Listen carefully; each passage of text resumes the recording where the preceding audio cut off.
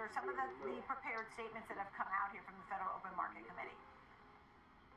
Well, again, every meeting is different, and there's a change. All right, be careful if you try to trade this. Like, the volatility is going to be high tech. And if you look at, the core aspects of, at the very least, the labor market, the Fed has basically said that job growth has slowed. I think just based on some of the data we have, and keep in mind, we still have sort of a data fog, I called it earlier today, because of the government shutdown. But nonetheless, I think they're going to continue to address that the job market essentially is still positive but slowing down. I think what's important here, too, in the context of what to expect next year, is if you look at the GDP projections, that component of the summer economic projections changed for the entire next few years. If you look at this year, they're still seeing an increase to 1.7%. Next year, they're seeing a pretty significant increase, because they went back and looked at the September numbers for 2026. It was around 1.8%. Now they're expecting 2.3%, and that's, I suggest, quite meaningful. And it could be for various factors, including, adjustments that are going to be benefiting, taxpayers, even consumers, from the Big Beautiful Bill, which a lot of the provisions will be starting to be implemented at the beginning of the year. It also may be based on their reduced impact of the tariffs going into next year, because that has been impacting potentially GDP this year. So I think that's quite important. From a labor market standpoint, not much of a change, but there was a slight change, if you will, when it comes down to the 2027, 28, but it's not meaningful. But even PCE numbers also came down for this year from 3 to 2.9%, and even for next year, the number came down from 2.6 to 2.4%. So the projections based on the Fed consensus hasn't changed at all for next year. There is some projection of one rate cut next year. But nonetheless, I think the GDP number change for next year is quite impactful. They're actually very optimistic. And it's interesting that you brought that up, because the Big Beautiful Bill is something people talk about, because they said if you have monetary stimulus and fiscal stimulus both working together, that really could mean some good things ahead for the economy, to your point, with GDP moving higher to this level here of 2.3%, when you had been looking at 1.8%. So there could be some drivers. The concern here is the downside risk to the employment. They didn't necessarily mention that we are seeing inflation worries. They seem to be more worried about the employment picture. Correct. And here's the thing, and it's important to note this, that the labor market really is not increasing or decreasing much. We're sort of at an inflection point, but it doesn't mean that's going to be bad for the economy, because productivity gains. Economic growth is a sum of both job creation, job growth, and productivity. So perhaps there's some sort of insights that Jerome Powell can provide us in terms of why the committee increased their target for GDP next year by quite a lot.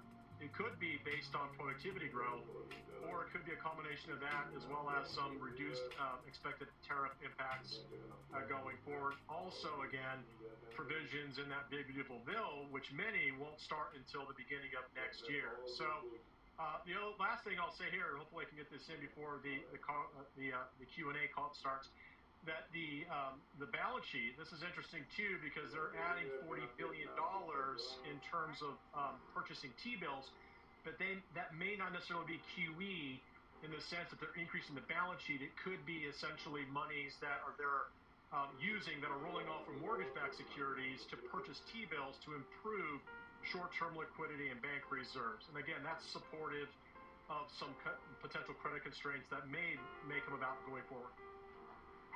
Obviously, when, buying these treasuries, $40 billion, which will start on December 12th, theoretically could be growing the balance sheet. But what was interesting is we ended QT on December 1st, and then essentially it became QE. It was good news overall. People liked that liquidity, and actually I was told for Bitcoin in particular, it removed some of the headwinds for Bitcoin, and that is when Bitcoin took its turn and finally moved higher after being at 80,000 on the 21st of November. So it really did provide some moves here, to the upside. Yes, I mean, you could certainly look at Bitcoin as perhaps a risk, a tail risk, if you will, but also proxy of liquidity. So therefore, again, it may be indicating as one variable that bank reserve liquidity is becoming tight, and so maybe this is why the Fed is addressing this preemptively by essentially moving on T-bills. These are short-term instruments, not long-term instruments, so it may not impact the longer end of the curve. It may end up helping essentially widen out the yield curve, but also preemptively addressing potential liquidity concerns at the bank level, which again, just translating down to your point, Nicole, could have been pictured with the retracement we've seen with Bitcoin down quite a bit over the past couple of months. And look, I mean, we've seen the resiliency of the consumer just in the 5 days of the Thanksgiving to Cyber Monday. You saw the numbers higher. People were in fact spending. Maybe while they didn't get as many goods for their purchases, the spending was still higher. Quickly, because he's coming out in a moment. The labor market is still, basically at the non-accelerating rate of employment. In other words, non-inflationary accelerating rate of employment. So essentially... Okay, George Silas, thank you, George. We now go to Jerome Powell in Washington at the podium, our Fed chair.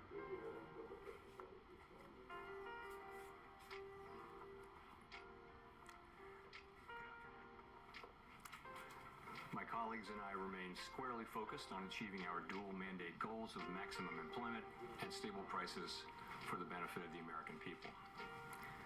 Although important federal government data for the past couple of months have yet to be released, available public and private sector data suggests that the outlook for employment and inflation has not changed as much since our meeting in October. Conditions in the labor market appear to be gradually cooling, and inflation remains somewhat elevated.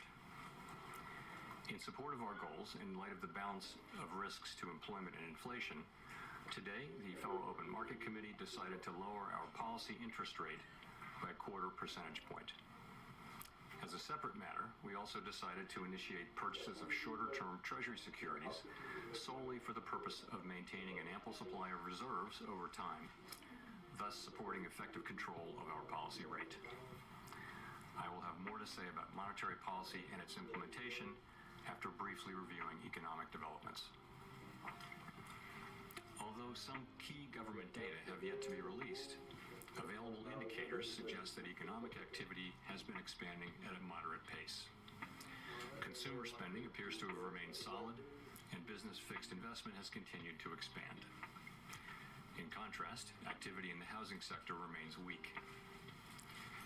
The temporary shutdown of the federal government has likely weighed on economic activity in the current quarter, but these effects should be mostly offset by higher growth next quarter, reflecting the reopening.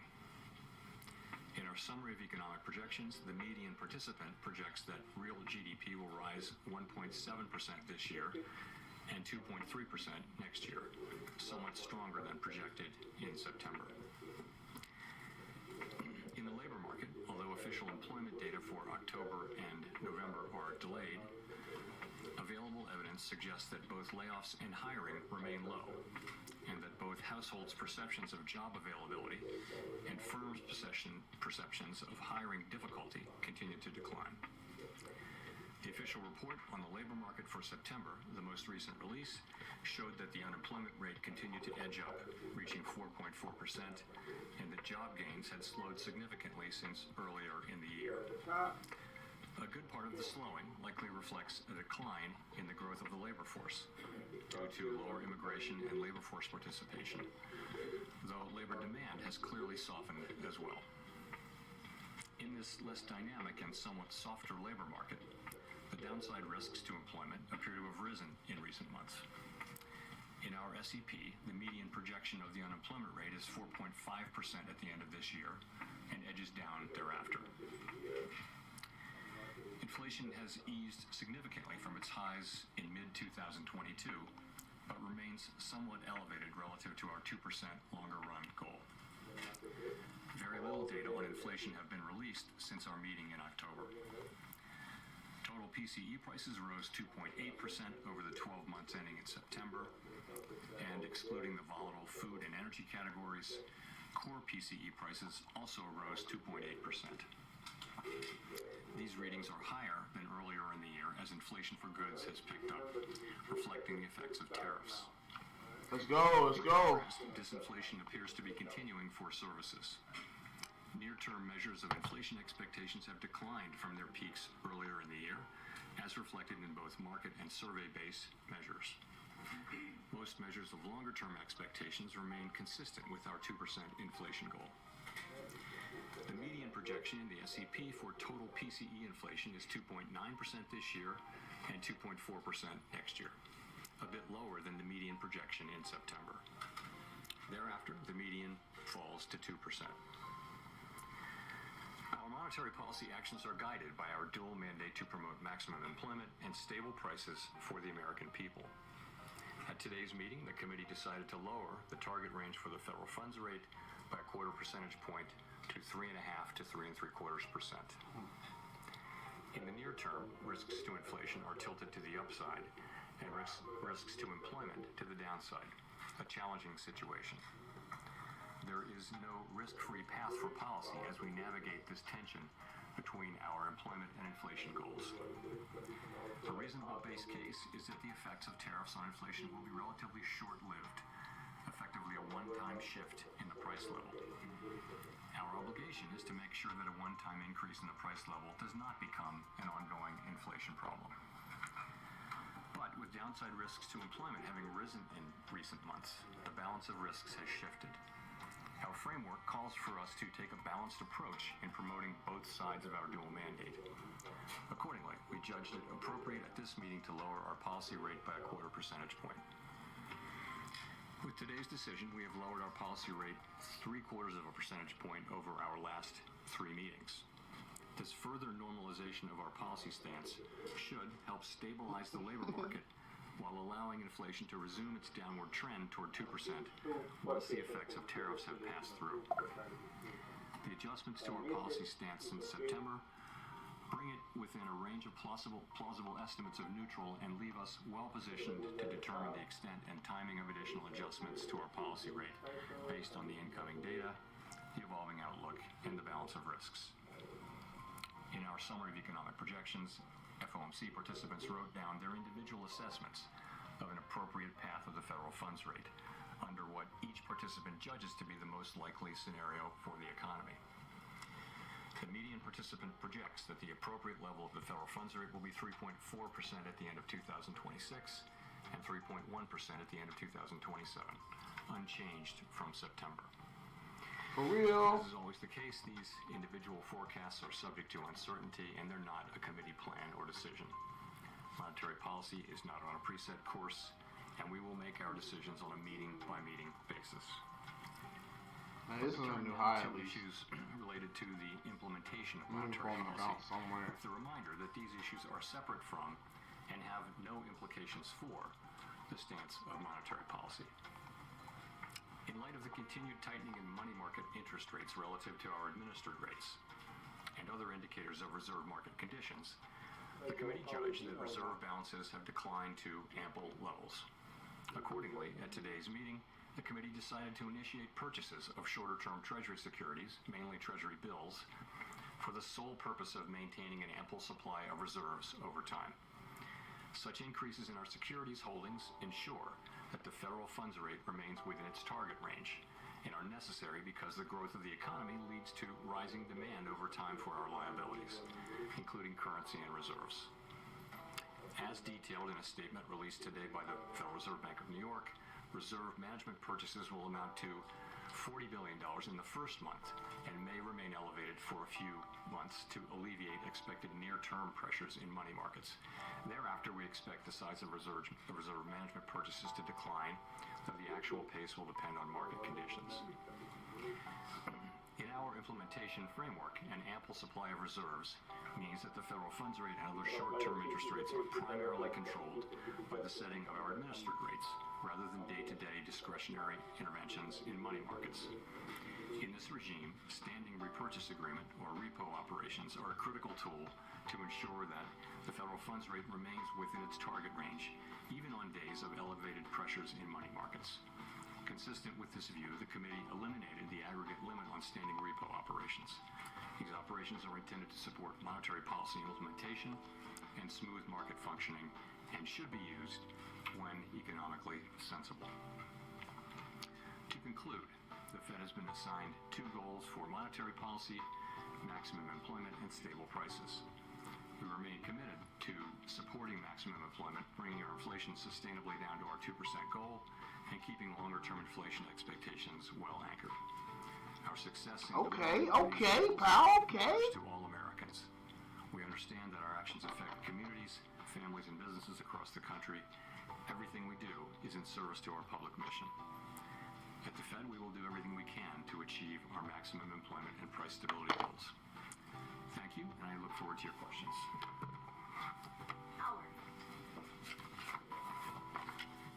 Thank you. Howard Schneider with Reuters.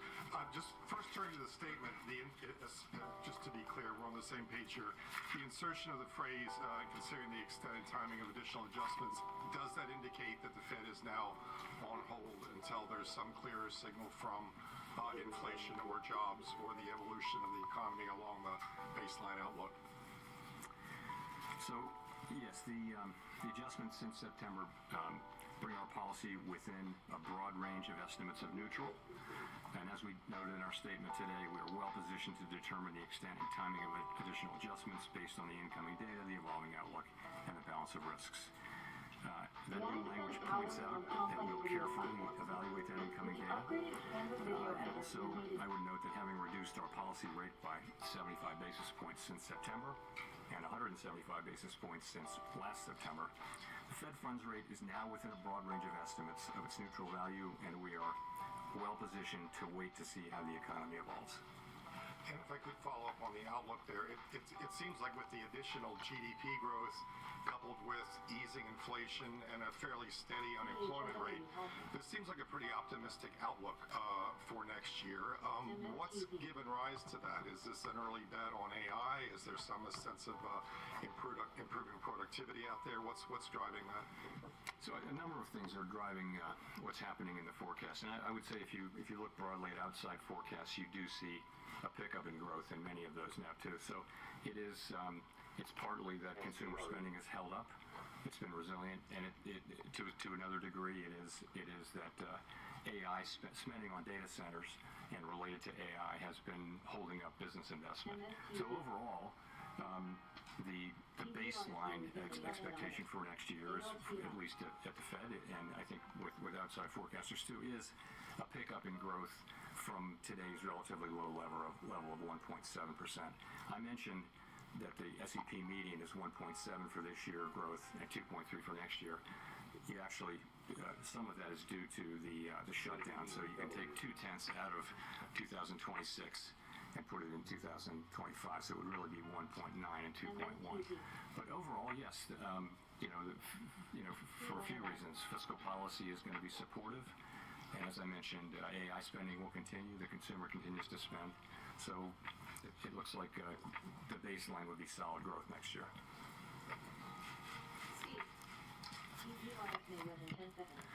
Thank you, Mr. Chairman, for taking our questions here. You had previously described rate cuts in terms of a risk management framework, and kind of following up on what Howard was asking, is the risk management phase of rate cuts over here, and have you taken out sufficient insurance, I guess, against potential weakness in terms of the data we might get next week when it comes to employment? So we're going to get a great deal of data between now and the January meeting, and I'm sure we'll talk more about that. And the data that we get are going to factor into our thinking. But yes, we have, if you go back, we held our policy rate at 5.4% for more than a year because inflation was high, very high, and unemployment in the labor market was really solid at that point.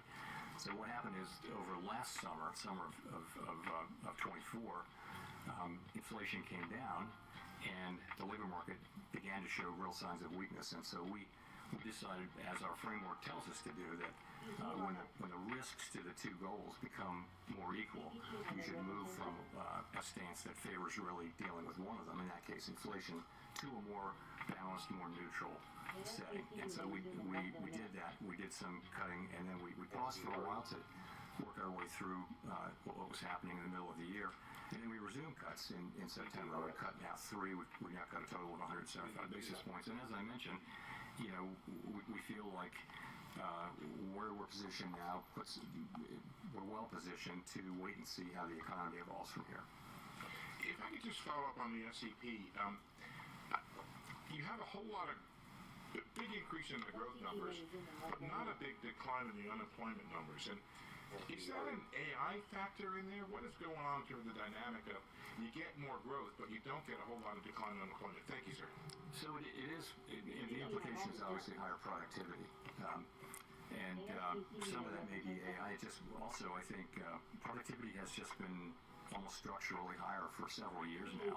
So if you start thinking of it as 2% per year, you can sustain higher growth without more job creation. Of course, higher productivity is also what enables incomes to rise over long periods of time. So it's basically a good thing. But that's certainly the implication.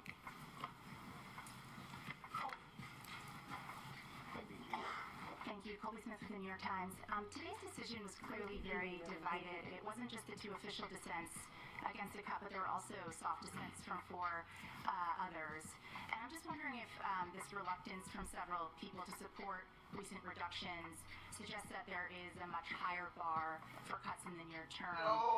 And what exactly does the committee need to see if things are well positioned right now to support a January reduction?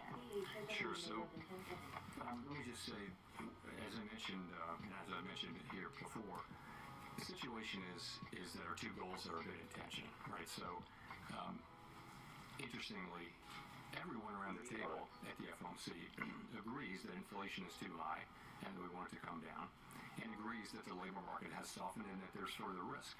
Everyone agrees on that.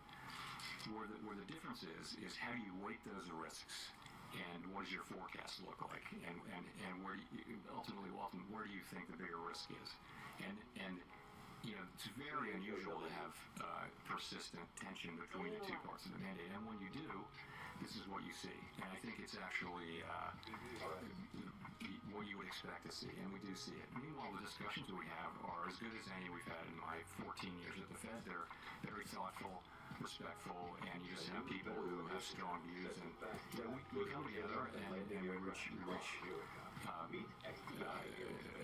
a place where we can make a decision. We made a decision today. We had 9 out of 12 supported, so fairly broad support. It's not like the normal situation where everyone agrees on the direction and what to do. It's more spread out, and I think that's only inherent in the situation. In terms of what it would take, we all have an outlook in terms of what's going to come, but I think ultimately having cut 75 and the effects of the 75 basis points will only begin to be coming in, as I've said before a couple of times, and we're well positioned to wait to see how the economy evolves. We'll just have to see, and we will get, as you know, quite a bit of data. I should mention on the data, as long as I'm talking about it, that we're going to need to be careful in assessing, particularly the household survey data. There are very technical reasons about the way data are collected in some of these measures, both in inflation and in the labor market, so that the data may be distorted and not just sort of more volatile, but distorted, and that's really because data was not collected in October and half of November. So we're going to get data, but we're going to have to look at it carefully and with a somewhat skeptical eye by the time of the January meeting. Notwithstanding that, we will have a lot of December data by the time of the January. So we expect to see a lot more, but I'm just saying that what we get for example, CPI or for the household survey, we're gonna look at that really carefully and understand that it may be distorted by very technical factors. And just one more question on dissents. You talk about it in a very positive way, just given the complicated nature of the situation we're in economically. But is there any point in which those dissents become counterproductive, either to the Fed's communication and the messaging around the policy path forward?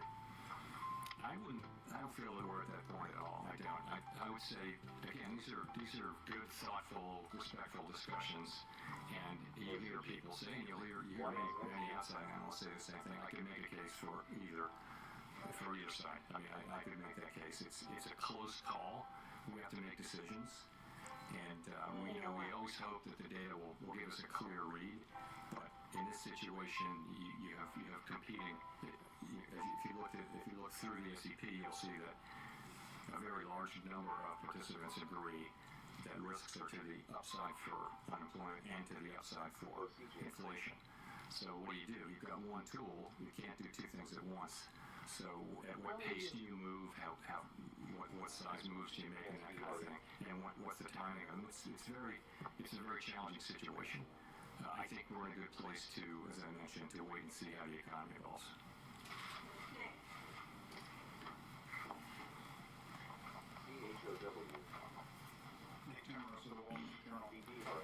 Chair Powell, there's been some discussion recently in the 1990s. In the 1990s, the committee did two discrete sequences of 3 quarter-point cuts, one in 1995-96 and one in 1998. And after both of those, the next move in rates was up, not down. With policy now closer to neutral, is it a foregone conclusion that the next move in rates is down, or should we think of policy risks as genuinely two-sided from here? So I don't think that a rate hike is anybody's base case at this point, and I'm not hearing that. What you see is some people feel we should stop here and that we're at the right place and just wait.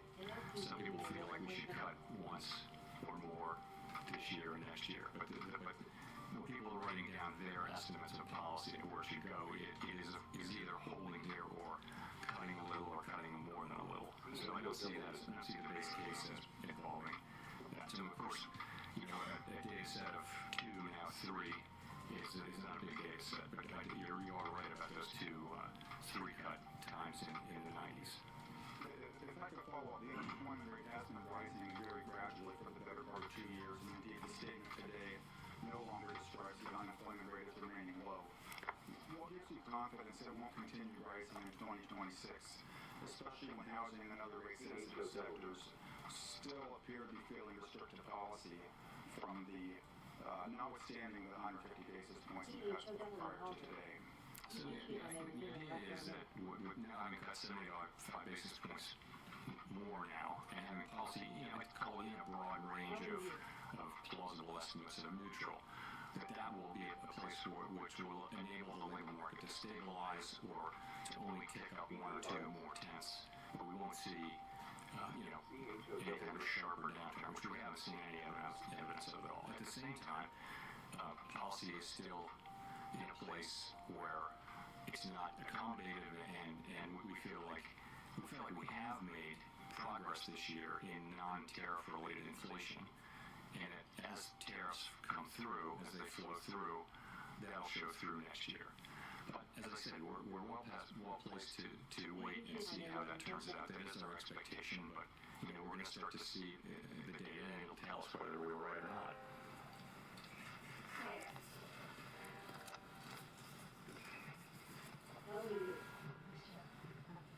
Claire Jones, Financial Times. A lot of people interpreted your comments at the October meeting that when there's a body situation we slow down, to mean that there won't be a cut now, there'll be a cut in January instead. So it'd be good to get a sense of why did the committee decide to move today rather than to move in January instead? Thank you. Right. So in October I said that there was no certainty of moving, and that was indeed correct. I said it's possible you could think about it that way, but I was careful to say other people could look at it differently. So why did we move today?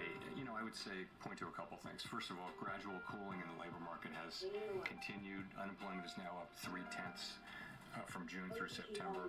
Payroll jobs averaging 40,000 per month since April.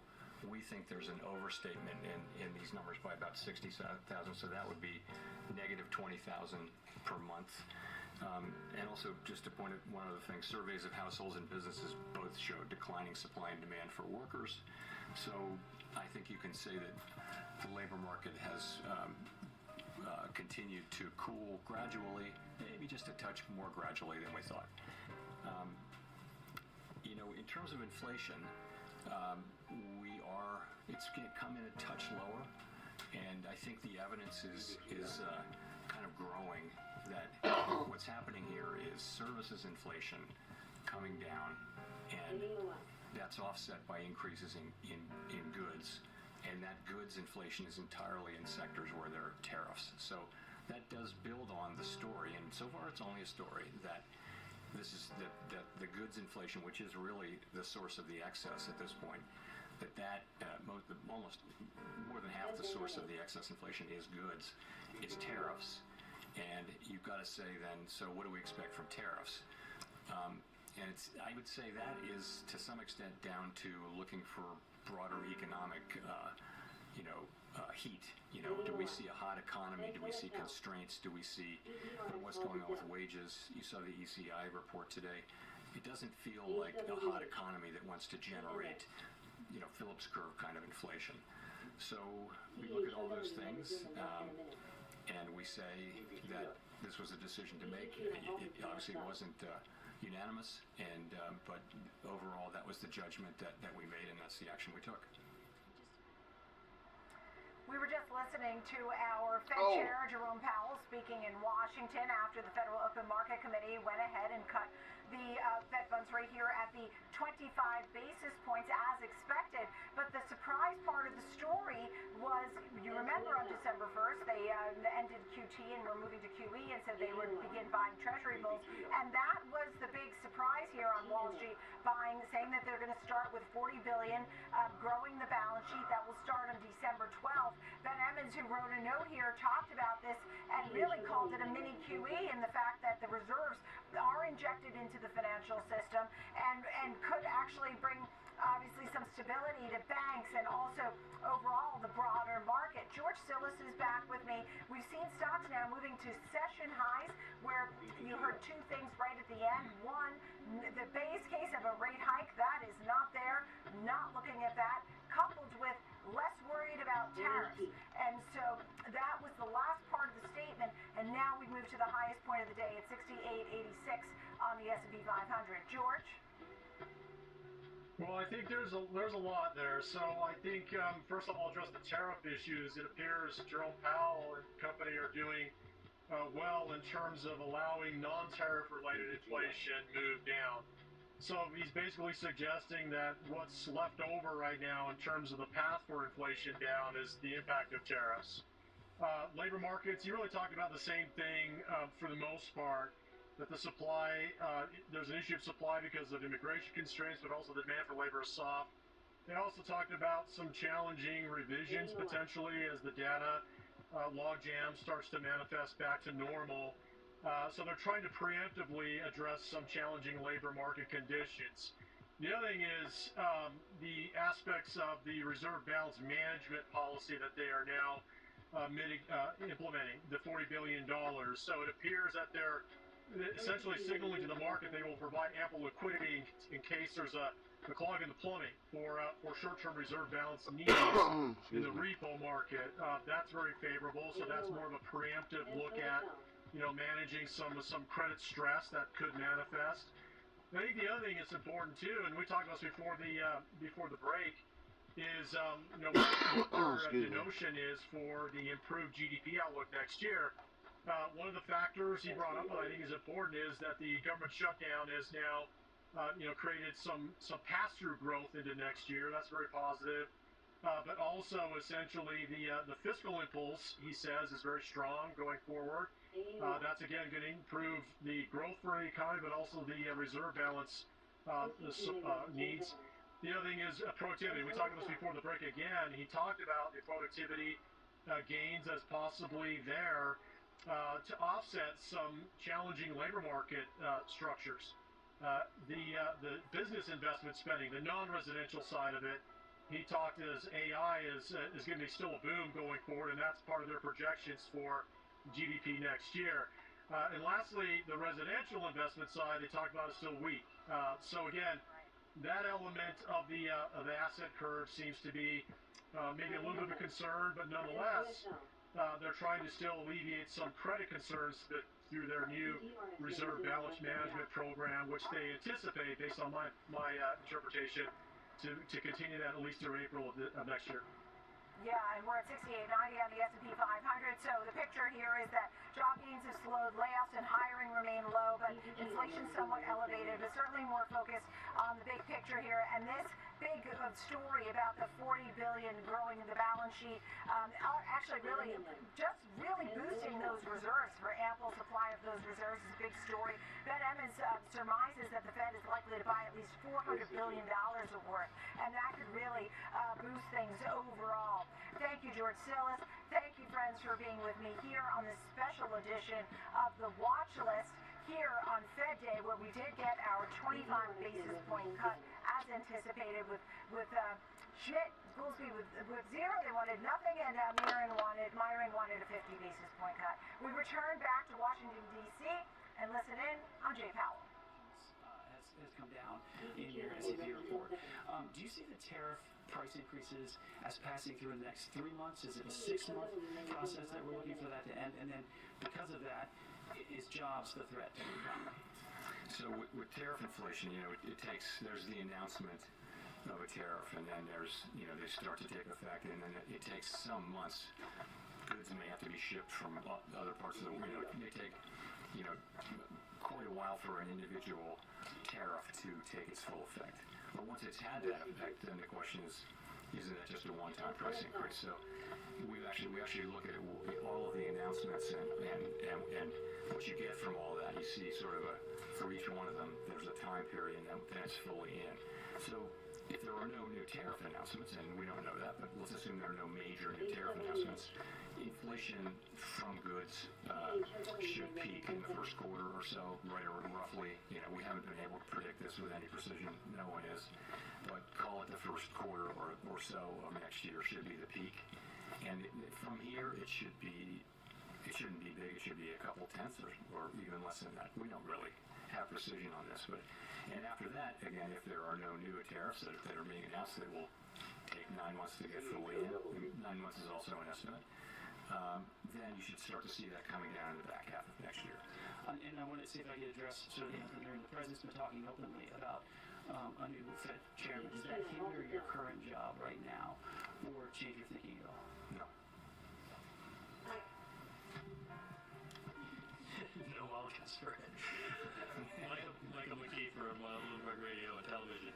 10-year rates are 50 basis points higher than when you started cutting back in September of 2024, and the yield curve basically has been steepening. Why do you think that continuing to cut now, especially in the absence of data, is going to bring down the yield on the thing that will move the economy the most?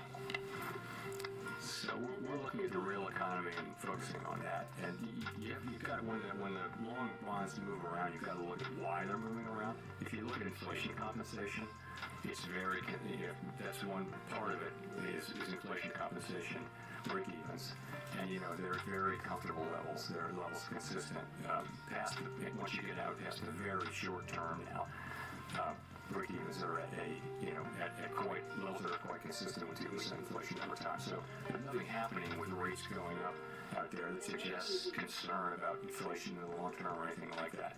I look at these things pretty regularly. Same thing with surveys. Surveys are all saying that the public understands our commitment to 2% and expects to see it back there. So why are rates going up? It has to be something else. It must be an expectation of higher growth or something like that. And that's a lot of what's been going on. I mean, you saw a big move, toward the end of last year, which was not to do with us. It was to do with other developments. Well, you just mentioned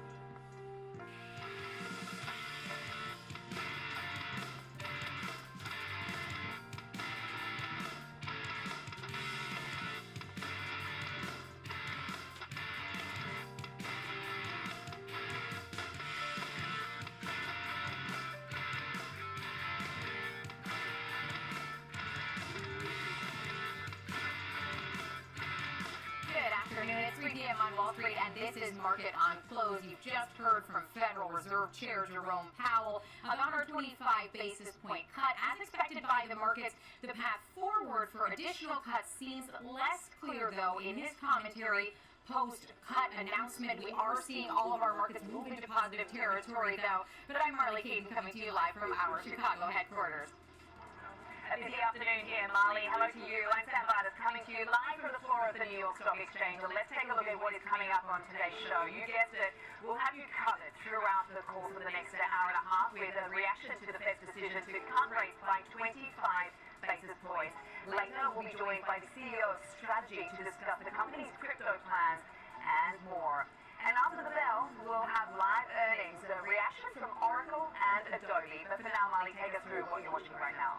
GE Vernova shares surging higher as the street cheers on the announcements made at its latest investor day in New York. The company doubled its dividend, increased its scope for share buybacks, and also raised its earning projections. That set the stock up more than 14% last I looked. We'll talk through those numbers and how analysts are responding coming up. Chewy shares also higher now after originally falling its third quarter report. The pet company posted a beat on both the top and the bottom lines, but its fourth quarter outlook disappointed, causing a mixed reaction in the markets.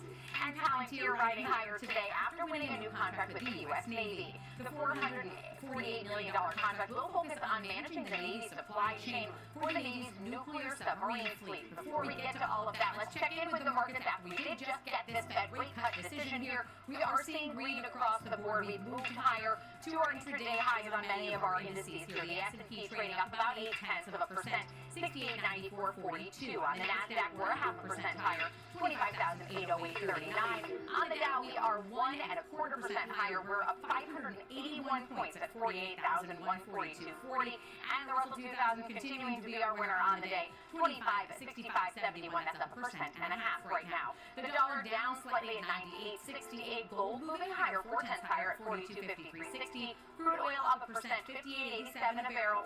And Bitcoin mostly unchanged at $93,300 right now. I do want to check in with Sam, though, and see what additional stories caught her eye today. And the Fed was one of the top ones, but we had a lot to look at today, Sam. Absolutely, a very busy day here, and one stock that's not really joining the rally right now is Nvidia. It's just under pressure, though only slightly, but the company rejecting a report today that China's DeepSeek is using banned Blackwell chips to build its latest model. The information reporting that the chips were being smuggled into China through companies that permitted their sale. Nvidia now refuting that, though. The information earlier reported that Chinese officials convened meetings with representatives from Alibaba, ByteDance, and Tencent and asked them to assess demand for the H200 after the US approved the export of the chip to China. Officials reportedly telling those companies that they'd be informed of a decision soon. Reuters separately reporting that Alibaba and ByteDance have asked Nvidia about buying its H200 chip, saying they're keen to place big orders for the chip should Chinese officials give them the green light to do so. Now, the Chinese tech companies are said to be worried about supply and are seeking clarity from Nvidia now. And in other news, Bloomberg reporting that Meta's TBD lab, a specialized group within that superintelligence lab, is using several third-party models to train Avocado, that's the code name for its next Gen AI model, including Alibaba's Qwen. Now, Alibaba's shares are getting a nice bump today, up around 2.7% right now, off the back of all of that. Let's send things back over to Marley, who's with Jenny Horn in Chicago with some of today's top movers. Thanks so much, Sam. Yes, like you said, and like I highlighted off the top of the show, GE Vernova, one of our top performers, just in between the time I looked when we were listening to Jerome Powell and now up another 2%, up more than 16% right now for GE Vernova. Jenny, if you could just walk us through some of the announcements they made at this investor day, because it is getting a monster response in terms of its price action. It is, and not just, like the news itself, but also some of the favorability we've seen from the sell side following some of their announcements. So, we saw the reports they're doubling their dividend, boosting their stock buyback authorization, as well as hiking their earnings projections at their investor day that was held in New York. So the company did hike that quarterly dividend to 50 cents a share. That was also including raising their share repurchase authorization to $10 billion from $6 billion. So, I mean, $4 billion increase, no big deal, but also driven by the large and growing backlog, as well as its strong margins and better recruiting pricing. They did give initial guidance now for 2026, which projects revenues between around 41 to 42 billion, free cash flow of around 4.5 to 5 billion, also raising their free cash flow outlook now for the full year, and maintaining their overall expectations for revenues right now to be between around 36 to 37 billion. All that to be said, though, this is a company that still expects, 16 to 18% organic revenue growth, as well as beyond even out 2028, forecasting revenues reaching roughly 52 billion on, low compound, double-digit growth of roughly, they're projecting, we're seeing as much as margins improving as much as 20%, and just like further upside from here. So what's amazing though is the street has said that they've been conservative historically. So these estimates, they say, could be actually just, somewhat of a floor. We could see, even more bullish numbers come out in the coming years. Obviously, that's a very bullish take on things, but I've seen numerous analysts just echo the sentiment of like, hey, this is actually perhaps conservative, given their push into AI and the just energy grid that needs to be completely reshaped with the, innovation happening in AI in real time. Yeah, and I saw those similar notes. A lot of price target hikes today, several upgrades, all to an outperformer by equivalent rating that I saw come across. People really pleased with this investor day. Now, Chewy, let's talk about Chewy. Chewy's trading higher, although had a negative response to its earnings. They did post a top bottom line beat, but disappointment with some of its outlook. Yes, disappointment with their outlook, although I will say that as far as, the third quarter snapshot, things were actually not as bad as initially would have told you, but then we saw, overall, the price performance of Chewy today has been impressive because logging higher third quarter profit and revenue, a more bleak outlook now for their current quarter being the fourth quarter. But we've shaken off all of the weakness from earlier that is now, we're actually higher here on the session. So we're seeing adjusted earnings per share, 32 cents. That was ahead of estimates. Revenue did also climb 8%, but net sales per active customer, that actually came up shy of forecasts, while still rising 5%. And they did say they continue to expand their market share in the broader pet category. And now for the current quarter, we're talking a hairline miss. Like if you take the midpoint of their projected range, yes, it would imply some weakness for earnings as well as even sales. And I think that's what drove a lot of this morning's pessimism. But they've shaken this off very well with the overall market here. So I think it's a macro story, but it's also a story of, some more dampened growth expectations going forward. Yeah, I think we've seen that too so far this earnings season, that anything that's even remotely in line, even with guidance, sometimes is met with some punishment. But as the digestion happened here for Chewy, it does look that they moved to the positive, and they did that before the Fed announcement, so this is not tied to any sort of market moves here. Now, talking about Palantir, they won another significant contract, moving to the upside again, this time with the U.S. Navy. I know, and Palantir continues to try to say that they're, in their fastest growing segment is inarguably so more of the commercial side of their business, but the government side is still what seems to move markets. So, it's still what definitely has driven a lot of this upside today. Now we're at 4.5% nearly, after we did see that $440 million contract with the U.S. Navy to help them manage supply chains of their nuclear submarine fleet, which first of all sounds ridiculous in itself, a nuclear submarine fleet. But this is the latest right now contract that they've secured with the U.S. government.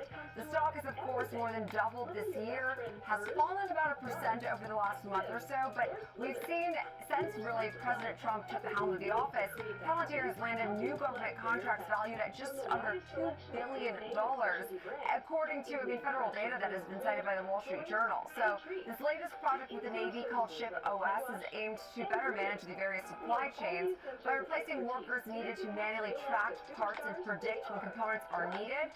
And so by enabling the added adoption of AI and the overall autonomy tools at scale, they did say that this is really going to help right-size a lot of the shipbuilding industry and also just a lot of the technologies that the U.S. government has been historically working alongside. So they were seen beating out a lot of their big competitors, and I think this just goes to show another vote of confidence for Palantir here from the U.S. government, which is still the majority of their revenues derived from some of these government contracts. Yeah, certainly up 4.5% so far on the year, up more than 140% for Palantir.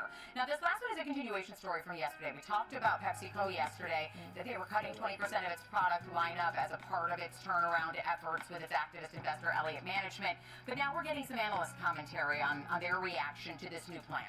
Yeah, so the latest, of course, was the news catalyst yesterday, where investors were just frankly unimpressed by their latest plans to boost sales growth, cut costs, increase profitability. But we do know the initiative, which was disclosed earlier this week, did come after this constructive engagement with Elliott Management, as they did reveal that $4 billion stake roughly in PepsiCo that was from about a quarter ago at this point. But now the street is reacting to this news, and I don't think it's necessarily abnormal to see some more caution when it comes to these staples, as PepsiCo has been pretty transparent about the mismanagement of its supply chain and its offerings right now resonating with consumers, which has been fairly mixed. But we are seeing this note from JP Morgan today, where they are really still highlighting the fact that, well, yes, we are seeing some been a lot going on, but your boys are alright. They actually Let me know if y'all want to see me on camera. I'll get on camera with y'all. What's up? To overweight while raising their price target to 164. So this is optimistic. It's not a huge upside, but these staples don't typically tend to see huge volatility. But it does definitely provide a bit of confidence, as they did say, hey, this is now, we're taking on a more bullish stance, a more neutral stance. They previously had a neutral rating. We see further upside with now an activist investor really riding a lot of the growth expectations going forward. Yeah, up 3% today, but they have yet to disclose what products will be a part of that 20% product cut. So that will be interesting when that gets announced. But thank you to Jenny Horn, co-host of Next Gen Investing here on Schwab Network, for breaking down some of those top stories for us. I do want to check back in with Sam in New York, though, and find out what we have coming up in the rest of the show. Sam? Well, Molly, we will dive into the Fed's decision to cut rates and the Fed's path moving into 2026. Mark, I'll be right back.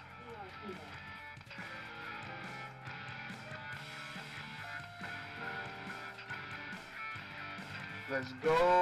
Let's go. Boys divergence on this. Boys divergence on that. So, whether you're buying, selling, holding, unless we get a pullback right here. Whether you're ETFing or 401k'ing, saving, spending, or even retiring. Powell came out all chill and stuff, talking about that Frost was the coldest. Powerful trading platforms and 400 you know how Daddy Powell do. We come out here and start fixing stuff. All so you can invest your way. Sounds nice, right? I'm Nicole Pedalides, live at the New York Stock Exchange, and this is the Watch List.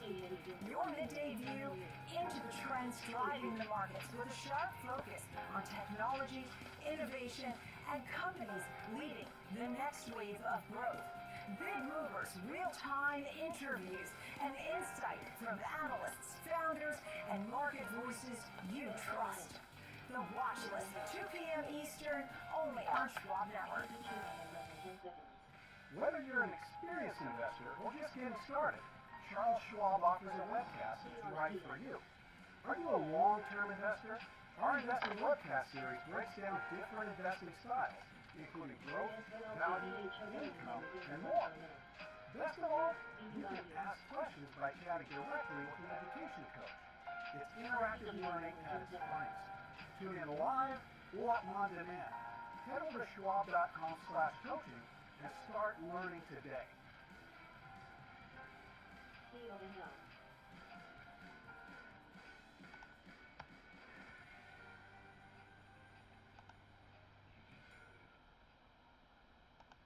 Real-time access, data-driven analysis, from U.S. equities to global macro matters, Schwab Network connects the dots. Watch live, subscribe free at schwabnetwork.com.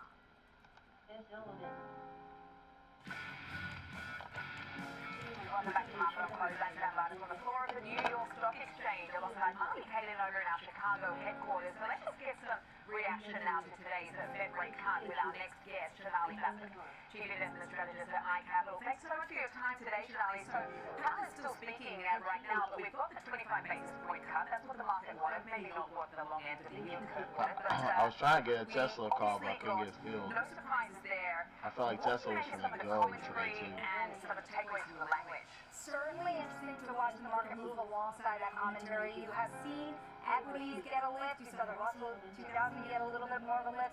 During the comments itself, you might remember coming into this moment, there was a lot of conversation about whether this would be a hawkish cut or a dovish one. And when you look at the documentation, the summary of economic projections coming out of the Federal Reserve. Yo, what is going on with Beyond? I am printing on Beyond Meat shirts. So, for example, you're looking at the S&P come out saying that I don't know what's going on. the They don't bounce. expectation is actually less than what they previously expected. So that is a positive signal for inflation, albeit still above the Fed's target, but better than what they expected before.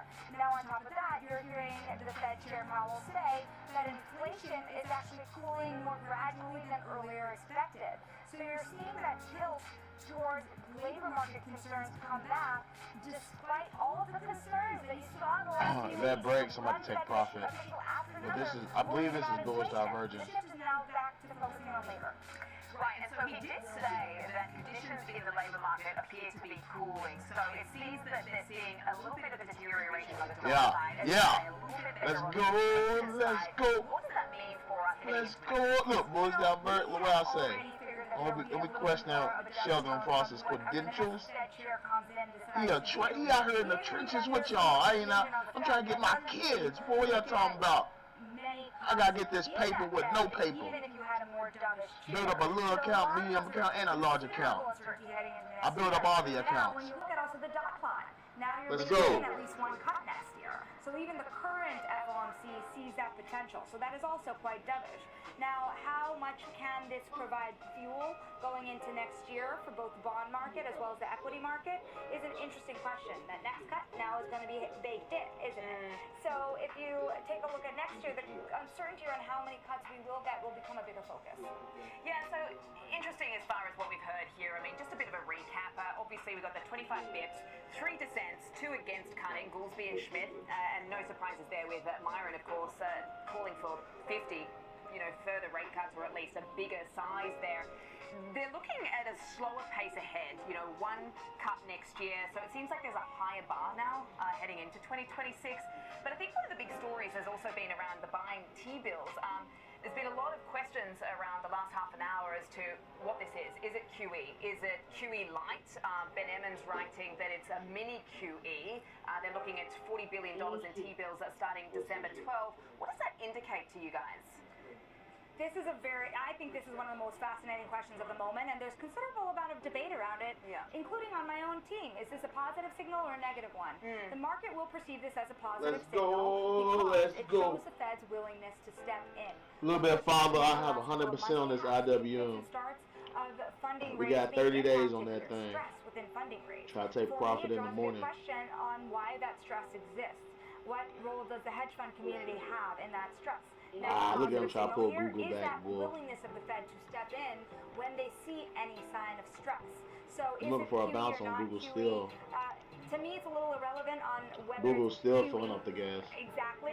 It's not quite QE, but it is Federal Reserve to financing markets at a time where let's go gold. That's what I'm talking about. Despite a cycle of relative easing. Listen, I told y'all when the market improves, gold's gonna be all right. Weeks ago that the Fed said that they were gold ain't never a bad play. So this shares and leaps. Is coming much faster than the market had initially perceived it would be. Right. Okay, so we were pricing in a hawkish cut. We got a dovish surprise. Are you surprised by the reaction in the market? I mean, we've got the Russell 2000 obviously up. We saw the dollar coming off, which is normal. Gold popping there. Interesting move in the yield curve. I mean, we've seen the 2-year coming down, which is, I suppose, natural. The 10-year didn't budge too much. I mean, how are you guys thinking about these elevated yields right now on the longer end? Yeah, this is where I go back to next year. Even if you have a dovish surprise on this one, the uncertainty around next year really starts to draw a lot of questions on how much you see these moves sticking into 2026. This is going to become an increasingly important discussion because you look at some of the ways the market has moved in the recent months, and they're firmly trades. The Russell 2000, for example, has been so tied to interest rates, it is a tactical trade tied to interest rates. So if you see that pace of rate cuts be slower next year, then how much do those trades support the market? That's a blind spot, isn't it? And it will continue to be so. Now, into next year, too, of course, there's a lot to consider that's not interest rate sensitive as much at this juncture. That could be more in the future, such as the technology trade, right? The weighted average maturity of some of the more levered firms are very short, like CoreWeave and Oracle, relative to some of those big hyperscalers. Let's talk about Oracle. Obviously, that's next cab off the rank as far as the catalyst for these markets. The next sort of event risk on the horizon. We're going to be getting that in the next What are you expecting here? You know, there's been a lot of conversations around the CDS spreads. That's I'm gonna get some more Beyond Meat shares. with that widening now. I don't know what they're doing over there, but my little Beyond Meat shares is going up. To fuel their AI ambitions. I mean, as far as like capital is concerned, I mean, is this a sort of one-off idiosyncratic type unique company in that sense, or is this broad? Of the large hyperscalers, you can very clearly see the trajectory, the free cash flow trajectory into next year. To get some more right now. Out of the group, but it's actually Oracle and Meta where there could be declines. Oracle already has a net debt to EBITDA ratio of about 3.9 times. So how much room is there? You look at the last cycle, Sam. I think it's really interesting. Oracle was one of the most levered, and they made it through the last cycle just fine. So debt's not a problem for debt itself, but we do think that the investor narrative will be changing here to focus on financial flexibility, given that broadening outside Oracle had the earnings, y'all. Ecosystem, and which companies are vulnerable and not. So if you fast forward a year from now, everyone is going to look around, look at the competition is actually more, not less, and you're going to wish you had money to finance that at a great scale. So if the debt markets are open and free and cheap, then you can keep borrowing. But the firms with more cash on hand, sufficient free cash flow, are going to be the ones that have the possibility to win that AI race. All right. I mean, if they manage to come out and confirm that the CapEx narrative is, alive and well, I mean, as far as their cloud backlog, it still looks good, and they manage to sort of reassure the markets around some of the debt that they're tapping. What's next? What takes us into year end? Because, I mean, we've got the 25 basis point cut now. It looks like we're reacting positive. We've got industrials up over 2% right now. Is this the green light for the Santa rally? You know, it's interesting that you ask that, because we ask ourselves a lot if seasonality is going to be a big factor this year or not. It's interesting. We're still getting into a year where we're close to fair value on our S&P 500, and while there's room for more gains this year, it doesn't necessarily mean that in the next 12 months that the gains will necessarily be those double-digit, mega double-digit percentage gains on the S&P 500 that we saw the last 2 years. I think it's mid-December. It's time to turn the page into 2026, because you're looking at an S&P 500 that, yes, will be higher, but it's time to talk a lot more about diversification and talk more about where returns will come from, given that the rate of growth in the S&P 500 might not be the same as you saw the last 3 years. Yeah, I like to think of it, though, as, pace yourself in December, the advent calendar. You don't want to eat all the chocolates at once. Right. It's just window by window, each day as it comes at the moment. It feels like that in the markets. Thank you so much, Sonali, for joining me today. Really good reaction to what we've just got from the Fed. 25 basis point cuts, and of course, more dovish than expected. Thank you so much for your time. Really appreciate it. Sonali Basak there, iCapital. I'll send things back over to Chicago with Marley for now. Thanks so much to Sam and Sonali for that. Coming up next, we'll be joined by the CEO of Strategy to discuss the latest with Bitcoin, the company doubling down on its Bitcoin strategy recently, as well as its ongoing continuing inclusion in the MSCI. We've got that and more coming up. Stay with us.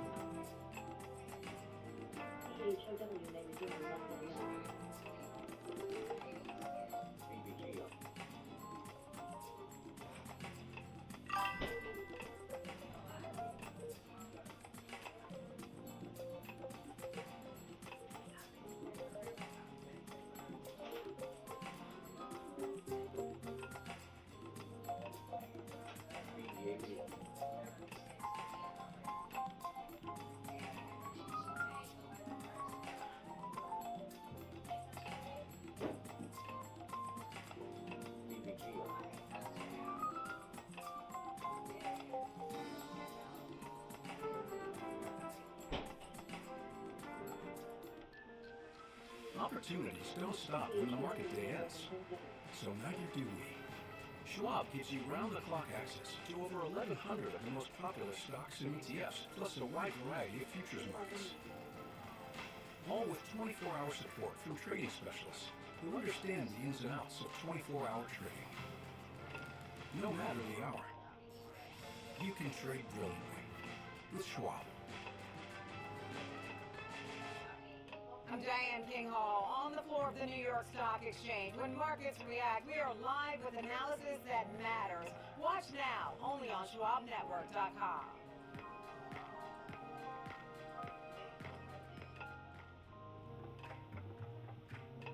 Sometimes, you could have done better. Same goes for where you invest. Level up and invest smarter with Schwab.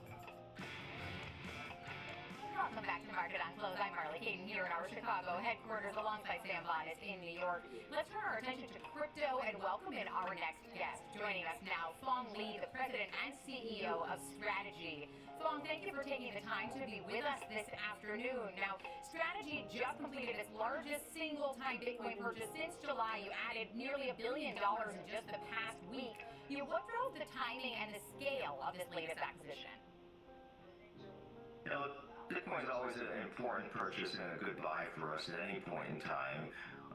2 weeks ago, we announced that we were creating a U.S. dollar reserve to stabilize the ability to pay our dividend over the next 2 to 3 years. And on the back of that, we thought that the equity price was improving, our multiple NAV was improving, so it was a good time for us to purchase Bitcoin. And we saw a lot of volume and liquidity in our stock last week, so we thought it was a good time to do it. And $1 billion is a nice amount of Bitcoin to buy. Yeah, it certainly is. And you've outlined a strategy. You mentioned your dividend, where the U.S. dollar and Bitcoin reserves could cover your dividend obligations for decades. I think you said even into 2100. Is that even how we refer to that year? In a hypothetical scenario where we saw a prolonged Bitcoin winter, is there a case where Strategy would ever consider selling Bitcoin to meet dividend commitments, or is that a hard line? Yeah, the math works like this. If we just use our U.S. dollar reserve, we'll be able to pay down our dividends until 2029, at which point we would have to look at Bitcoin derivatives or Bitcoin itself. If the Bitcoin price was to go down by 50%, we could use Bitcoin to pay our dividends through about 2065. If Bitcoin price was flat, we could use Bitcoin to pay our dividends through 2100. And if Bitcoin price went up 1.25%, we could pay our dividends into eternity.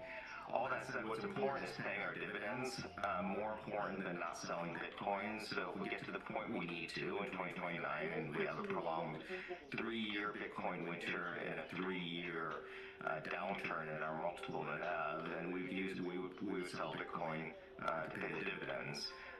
And what's most important is paying those dividends gives us access to a $60 trillion credit universe, and that's what we're really focused on. And many comment whenever we see Strategy making these large purchases that they are a bullish signal for the broader crypto market. Was that part of your intention with this latest purchase, or is the focus just solely on your balance sheet strategy here? It's focused on our balance sheet strategy, and we purchase Bitcoin when we think it's accretive to our shareholders. We're not thinking week to week, are we doing something that's bullish or bearish for the Bitcoin market. For the last 5 years, I think what we've been doing is bullish for the Bitcoin market, and so we don't think about it week to week. And I saw a recent interview with you where you said that Strategy now has what you call more flexibility than ever to accumulate Bitcoin thanks to your long-dated debt and your equity financing structure. Can you remind our viewers exactly how that capital structure works, and if there was a condition in which you would consider pausing or reversing your Bitcoin accumulation? Yeah, I'll start with, we were a pretty low leverage company, right? If you look at our convertible debt, we have a leverage of about 11%. If you include our preferreds in there, we have about a 25% leverage. Average S&P 500 company has 60% leverage, and a highly levered company would be 200 to 300%. So we have a lot of flexibility. By moving from convertible bonds to preferreds, we actually now have moved from mid-duration, 3, 4, 5-year debt that we have to pay back to perpetual credit that we never have to pay back. That's beneficial to us. What's beneficial to the $60 trillion credit industry is we're going from paying people 0%, 3.5% on the money market, 7% on private credit, to 10.75% on an instrument like Stretch that's paid monthly, in cash, and it's tax deferred because of the return of capital treatment. It really just transforms and revolutionizes the credit market. So we now have the supply of credit, and we have the demand from the market, and I think it has an ability to really not just transform how credit is thought of, but also bridge the income gap that exists right now, because people who aren't able to get these returns can get it through our instruments. That's why we're excited about it. And I want to pivot here to the MSCI and some of the proposed changes to the index criteria, particularly for digital asset companies. You recently submitted a letter to address some of the proposed changes. Can you walk us through some of what the concerns are for strategy, and also what a successful outcome would look like? Yeah, we submitted a letter this morning in response to MSCI's proposal to exclude companies that have greater than 50% of their assets in digital assets. And it's an interesting and curious proposal. I have a lot of respect for the indexes like MSCI, FTSE, S&P, and NASDAQ. But this one's quite misinformed and misguided, and I'll give you the reasons why. One, they characterize us and other digital asset companies as funds, not operating companies.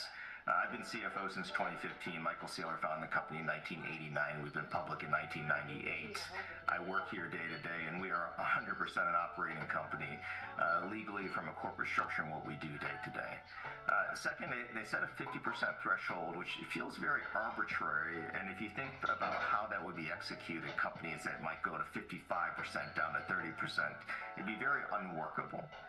Third, and this is probably what's most concerning, is indexes are supposed to be neutral.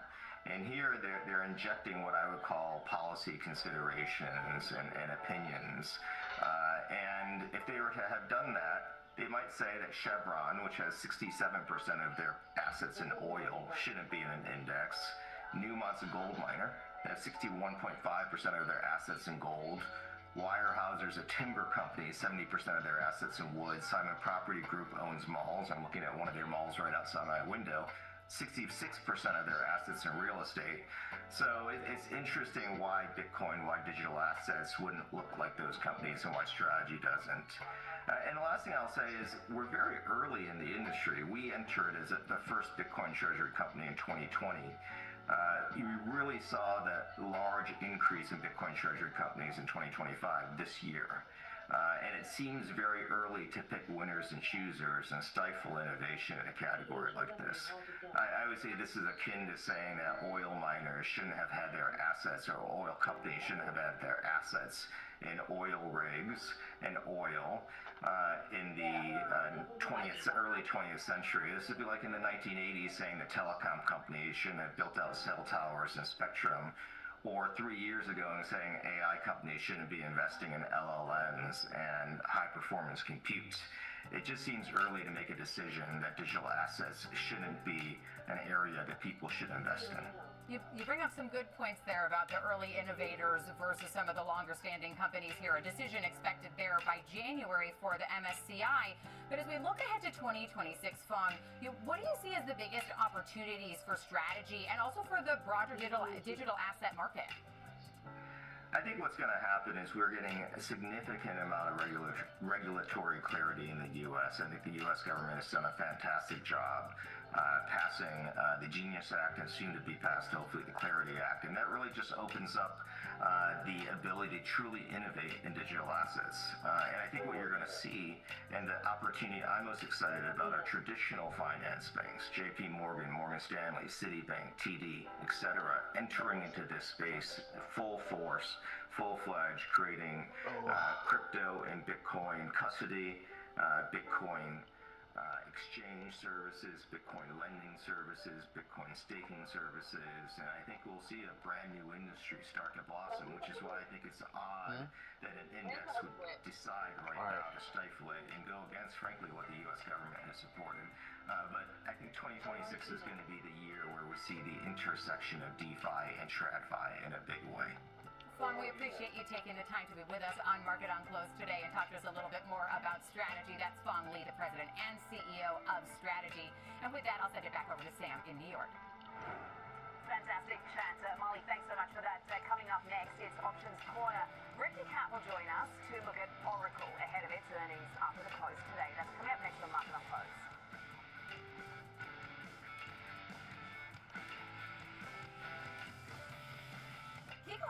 morning with the data and the decisions moving markets. Morning Trade Live breaks down the macro moves driving the price action, from Fed policy to global growth to inflation prints and geopolitical risk. Smart, fast and always live from Wall Street to your screen. Morning Trade Live, where the markets meet the macro, weekdays at 10 a.m. Eastern on Schwab Network. Whether you're an experienced investor or just getting started, Charles Schwab offers I got my lunch right here, folks. Do you like using charts when analyzing your stocks? Our technical analysis webcast series breaks down different charting techniques like trend analysis, price patterns, moving averages, oscillators, and much more. Best of all, you can ask questions directly to an education coach. It's interactive learning at its finest. Tune in live or on demand. Head over to schwab.com/coaching and start learning today.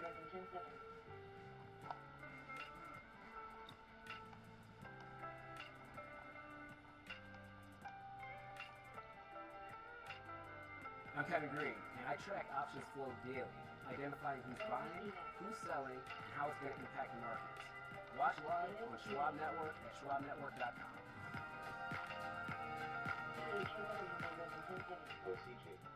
Trading at Schwab is powered by Ameritrade, giving traders even more ways to sharpen their skills with tailored education. Get an expanding library filled with new online videos, webcasts, articles, courses, and more.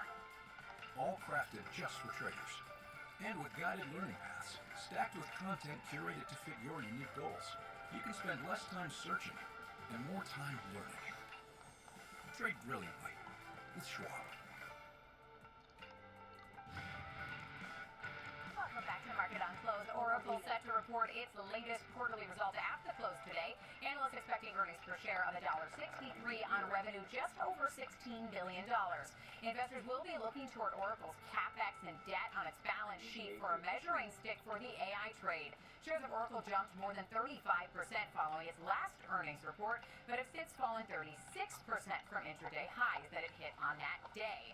They are, of course, the focus of Options Corner today, ahead of the earnings report after the bell today. Joining us, Rick Ducat, our lead market technician, here to break down some of the technicals that we're looking at and the options action that we're seeing at Oracle ahead of their earnings.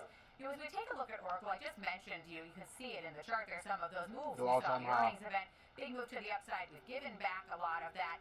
But as it's performing against its broader sector and the broader market, it still is, has been Might higher come a lot retest of the this time. too. Walk us through some of your Right observations now. here, Rick. Yeah, and we're basically on par again with the XLK technology ETF here.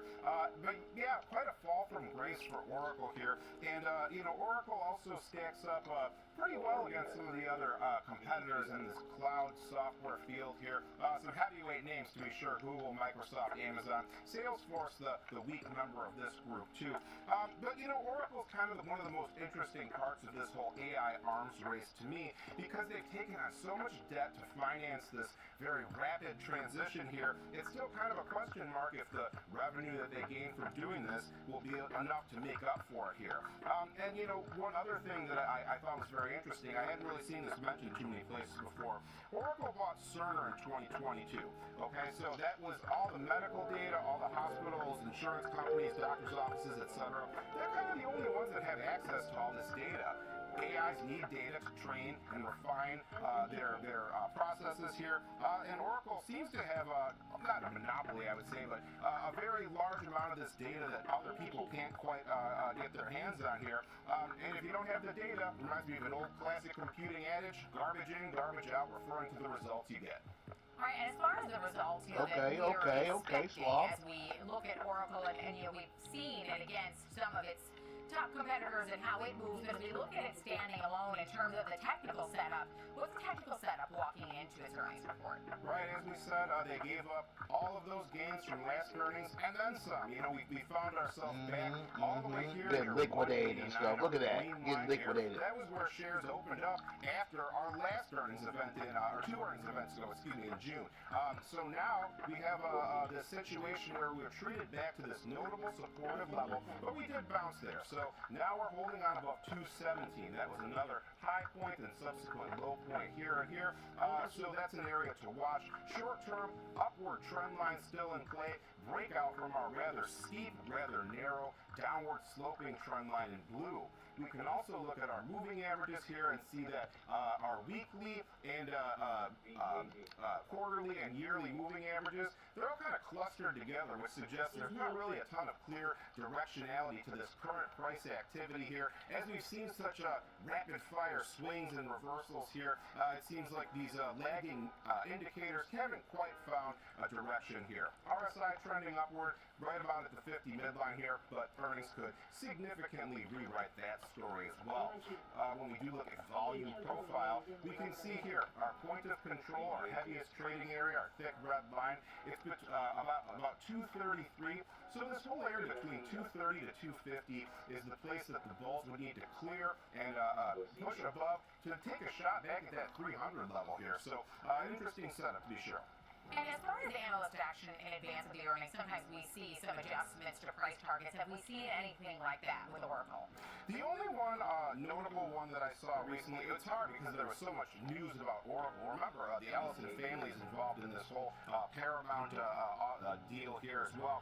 But Barclays cut their price target yesterday to 330 from 400. They kept their buy rating. Still, 330 is a 50% gain from here. So, while that is a big cut, still looking for some pretty notable upside. And as we look at the options activity on the day, oftentimes higher in advance of an earnings report, are we seeing that with Oracle? Yes, the sizzle, the options volume versus the 5-day moving average is about 2. At the time I checked, we saw about 450,000 options traded here. Heavy activity is probably significantly higher at this point here. 64% calls at the time. December 19th expiration, 9 days out. If we were to look at that here, that's our orange box here. So that's about a 12.1% expected move at the time I checked. As I said, it's moving pretty quickly here. Open interest for that month on the call side, a wide range, 190 to 400. The highest at 280 was 27,000 contracts. Put side, 140 to 280. 190 is the highest level there, 17,000 contracts or so. And as far as any notable trades that you saw, did anything stand out to you? There was one big one. One trader sold 2,000 of the March 20th 220 strike puts for a $4.8 million credit. Hard to tell if this was an opening trade here, but it's a large quantity. It doesn't match up clearly with any other trades in the past here. So it could have been an opening trade here. Very close to current price activity, though, so certainly not a safe one. All right, well, Oracle trading up about 1.4% in advance of its earnings. It cannot get over $13 for today after the bell rings in just a bit. But I do want to send cannot over to reclaim Sam. these Thank old you levels for up there. being with us and find out who we'll be talking about in Overlook Stocks today. Well, Molly, George Stillers has his eye on Photonics today, heading into the close. This is about to be a good buy right here on Palantir. High today after earnings. It's up about 44% right now, but he'll break down the numbers for us and what you need to know about what's going on here. I'm looking for a balance on Palantir somewhere around here. Either right here or right here. Whether you're an experienced investor or just getting started, Charles Schwab offers a webcast that's right for you. Let me get me a Are drink. you an active trader? Our active trading webcasts are designed to help you develop a deeper understanding of technical analysis, options, futures, and more. Best of all, you can ask questions by chatting directly with an education coach. It's interactive learning at its finest. Tune in live or watch on demand. Head over to schwab.com/coaching and start learning today.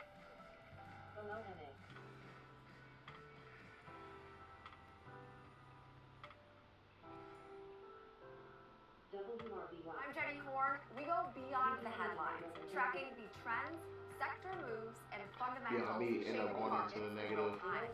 This is Schwab Network. Subscribe at schwabnetwork.com. But my gold is going up. My call option. How's it going? First day, so. Sometimes, Next. Try again? You could have done better. Please? Same goes for where you invest. Level up and invest smarter with Schwab. What's up, Carl Nation? It's your #1 broker with the best full-service wealth management skills in the biz. Actually, I'm seeing something from Schwab. Uh-oh. Yeah, Schwab lets you invest and trade on your own. And if you want, they can even manage it for you. Not to mention, Schwab has a team of specialists for taxes, insurance, and estate planning, all with low fees. We're experiencing technical difficulties. Carl. Schwab, a modern approach to wealth management. Stay connected to the markets with Schwab Network. Tune in 24 hours a day, 7 days a week on schwabnetwork.com and on all your favorite streaming services. Schwab Network. Available anytime, anywhere, on any device for free. Welcome back to Market on Close. I'm Sam Vardas, live from the floor of the New York Stock Exchange. It's time now for Overlooked Stocks. Shares of Photronics popped to their highest level since the year 2000 after its latest earnings report. So I'm joined by George Sillis, senior markets correspondent, to tell us about Photronics. So what surprised investors so much that this has shot up 45% now, George? Yeah, I think this was a situation where there was an anticipation of a more meaningful contraction in the earnings and sales numbers. It actually came in ahead of those estimates and also raised guidance. So that's why there's a huge move today. And I'll explain some of the details in a second, but this is an interesting company. It's certainly an overlooked stock. So it's basically a oh goodness, what a long day. What they actually make is quite unique. It's like lithographic technologies, much like ASML or AMAT type materials produced. Those are larger manufacturers. These are basically transparent quartz plates that are used for imaging electronic circuits. So it's integrated circuit manufacturing technologies, but they also make circuitry and technologies for flat panel displays and 3D printing industries as well. But one of the things about the company itself, if you look at the performance year to date, which is now over 58%, most of it's coming today. Now they did come out with earnings which were better than estimated, not too much, but as the guidance really was the catalyst here. But the EPS came in at 60 cents, only about 2% higher than last year, which was 59 cents. But they were expected to be down, so this is important because the estimates were 45 cents, so they beat the estimates by quite a wide margin of about 30%. And then if you look at the sales numbers, those numbers were actually down about 3%. But nonetheless, the $215 million for the quarter, it was better than the $204 million estimated. Now, the other thing is the guidance was quite meaningfully improved. The midpoint guidance now for sales was $207 million. Now they increased it to $221, and that's important because if you look at this quarter compared to the updated guidance for next quarter, that's sequential growth. And then also EPS estimates at 55 cents at the midpoint, which is 22% higher than the previous estimate of 45 cents. So for this quarter and for next quarter, prior to the adjustments, they were expecting no sequential EPS growth. Now that's improved from an EPS standpoint by 22%. And typically speaking, when you adjust your guidance by a certain percent, you can see up to 2 or 3 times that magnitude of move, and that's why we're seeing such a profound movement in this stock. Not to mention, look at that rejection, bro. That's crazy. It's easy to move this stock because it's a low market capitalization name. It's about $1.5 billion. It's not the lowest. It's not a nano cap. Sales in the trailing business, or trailing 4 quarters, about $850 million. They've always been profitable, at least in the last 4 quarters, but I suggest they were expecting some sequential declines in sales and earnings, and that reversed. And that's very meaningful for sort of a price reversal. That's why we're seeing the stock move pretty aggressively upside today. Okay, so it's in the business of the stuff that helps make the chips, so photomasks as it's called. I'm just wondering, what has shifted in the market that's led to this huge demand now? Because I am seeing that there are some competitors out there from the likes of China, for instance, that seems to be sort of gaining a lot of market share here in this business. But it looks like some of the demand is also tied, as far as their customers are concerned, out in Asia, places like South Korea. So I'm just wondering, why the sort of jump now in the level of demand for this company? Well, one of the things I found out about the company is if you just go back about 4 or 5 years, the biggest customer that they had was Huawei out of China.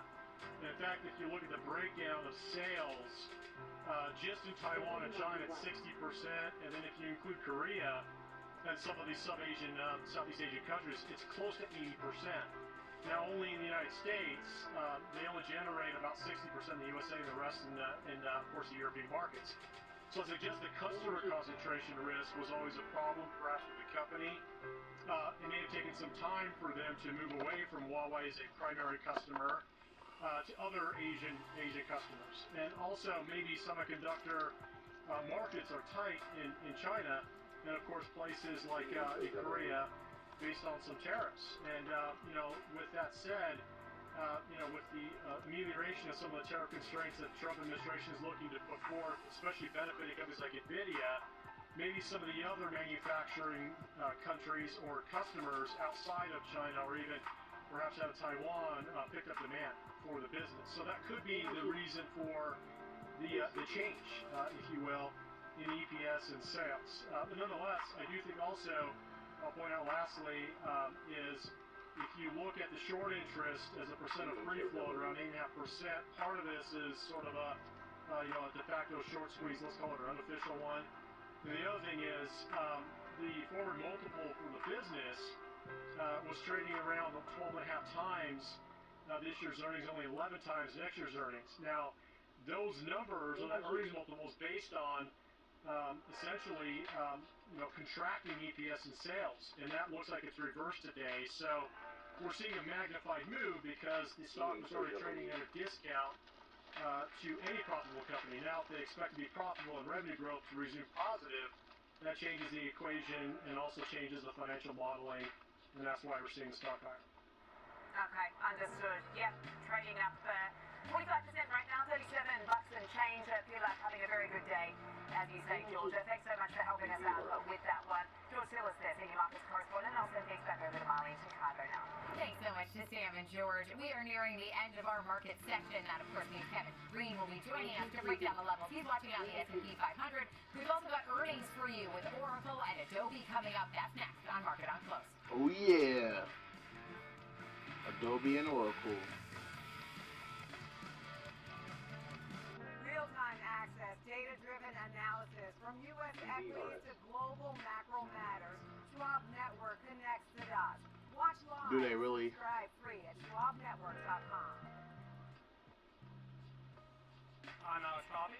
And I'm Jenny Horn. This is Next Gen Investing, where we track the trends shaping tomorrow's market. From tech to energy, crypto to consumer, we focus on what's driving investor sentiment right now. Clear analysis and forward-looking market coverage every trading day. This is a make or break level for this stock. And that could certainly be a short to near-term catalyst. Next Gen Investing, 1 p.m. Eastern. Only on Schwab Network.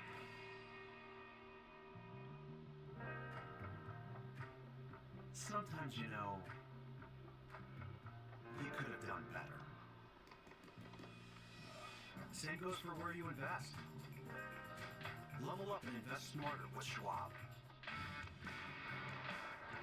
We're back here on Market on Close. I'm Sam Martis here on the floor of the New York Stock Exchange alongside Molly Cated in our Chicago headquarters. So there's just a few minutes left in today's session in what has been a very busy day here, of course, with the FOMC decision, 25 basis points, what the market wanted, and of course we have been listening to Chairman Powell's commentary off the back of that. So let's welcome in Green, Senior Markets Correspondent, to help close out the session. So we see stocks and gold popping, we saw the dollar and yields dropping. What did you make of it, and what levels are you watching in the final 3 minutes to go now? Yeah, obviously we got that rate cut. The market's a little bit excited here. Maybe over-exaggeration when it comes to that $40 billion that they're going to be purchasing in T-bills. I think that's more structural in nature. It should not really have an impact when it comes to the yield market as a whole here. But if we're kind of looking at the levels that we highlighted earlier this morning, we hit that 6,900 level just about maybe 5 minutes ago or so. And now we are pulling back here a tad bit. That was a big call wall area that we highlighted. And now we are seeing it kind of move back. What you really don't want to see is us getting back into this range over the next couple of days, getting below that 68, 80-ish area. That gets you We got 3 more minutes. Maybe the market obviously had a lot of enthusiasm today, but are we going to see any type of follow-through move? And the lackluster performance that you're actually seeing from the Max 7 kind of suggests that we are looking for a little bit more heavy lifting. So going into the close, once again, 6,900 area of resistance. I'm actually looking at 68.70. I'm like exhausted too, y'all. To go into the close, we're about 16 points away, so that might be far-fetched. But overall, I think this is a pretty decent day. As long as we're going to be able to hold these games, and as long as we actually have really good earnings coming from Oracle, I think that's your next big risk when it comes to volatility in this market moving forward. And KG, as we got the, Fed rate cut decision, and then we got the commentary from Powell afterwards, was there anything that stood out to you in the action that we saw on the S&P or any of the other indices?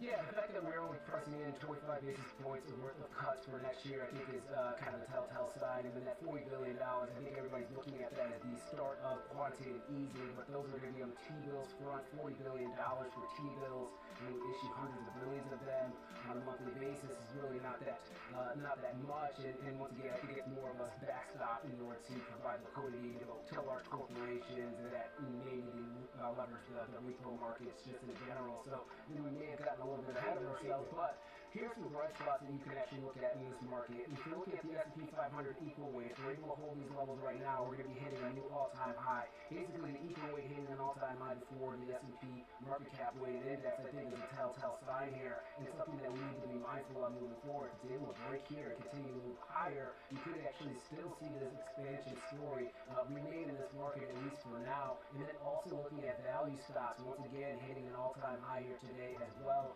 giving you kind of an indication that there's some opportunities in this market. If you look at the S&P 500 S&P 500 stocks, there's only about 54% of them that are above their 50-day moving average. So a lot of opportunities for traders in this market here. Okay, so we have seen stocks rallying today off the back of that decision.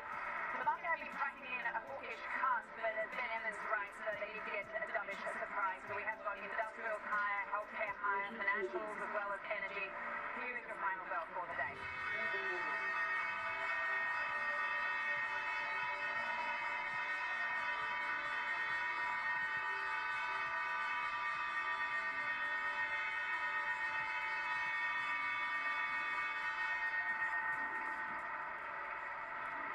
Minutes away from Oracle and Adobe's earnings, of course. We will be breaking those down momentarily, but here's your scorecard off the back of the markets basically getting what they wanted from that 25 basis point cut. That is what was being priced in. So here we have it.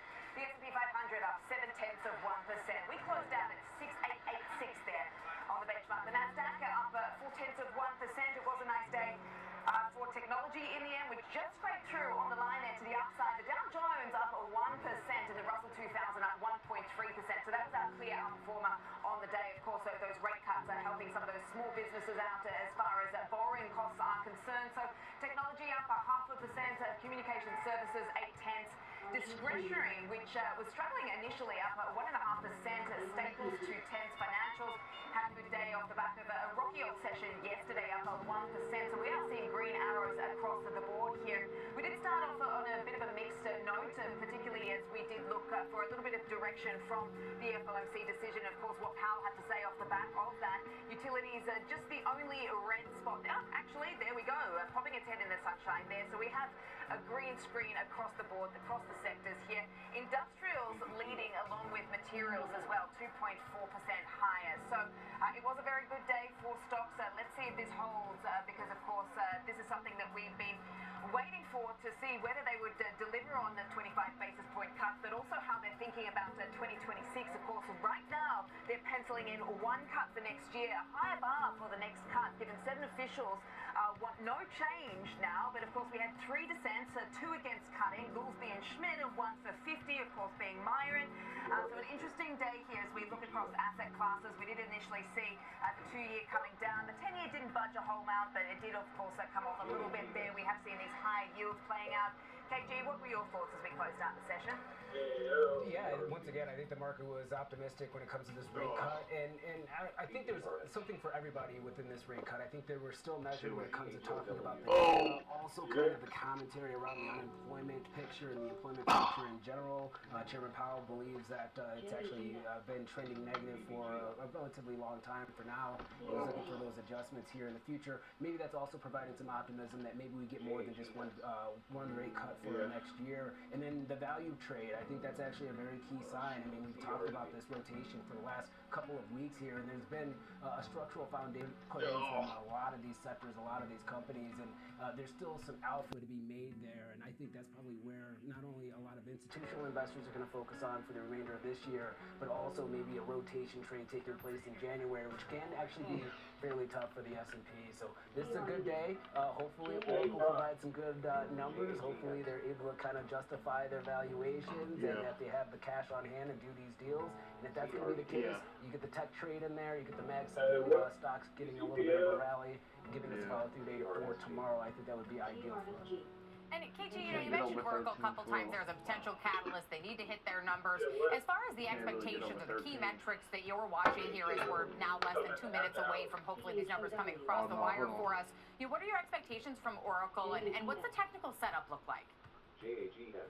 Yeah, from a technical standpoint, I mean, it actually had a pretty decent day. Green on the day. I mean, it did fade towards the close, but it has been able to recapture that 200-day moving average as well as some other moving averages as well. So some buyers have been able to step in here, and let's see if we're going to have a follow-through for tonight. If you're looking at, from my perspective, remaining performance obligations, obviously the networking and the software equipment space is going to be very key for this name. And their deals that they've actually come to fruition here. Do they have the capital on hand? Do they need to issue any more debt? Do they need to issue any more equity? So there's going to be a lot of questions. I think this is going to be a very, very tough conference call for this executive team, and hopefully they have the talking points in order to nail a lot of these questions, because a lot of analysts are going to be trying to pry into their business to see where there could be some potential faults within the AI trend. Yeah, let's see if what they deliver here does very much assuage some of the debt and AI deal fears that we're seeing out there, because the big conversation's obviously been around those CDS spreads. Obviously, they're tapping the debt market to fuel these ambitions. But KG, just bring it back to the markets. You mentioned that rotation. Obviously, we've seen value v growth, cyclicals v defensive. What did you make of breadth? And I mean, what does this do now? I mean, what's the sort of next catalyst? Is it, the next data print that we get to over the next couple of weeks or so? That could be, the next thing that sort of moves the market? Yeah, it could be. I mean, if you're looking at market breadth for today, we have around 76% of the stocks in the S&P 500 in the green. The only thing that I would negative is that if you're looking at the S&P 500 total composite volume, it's actually a little bit lower. So a lot of opportunities, and I know that we'll probably hit more of these. We've got Oracle numbers just coming across right now. EPS coming in at $2.26. That is a significant beat over the estimates calling for $1.64.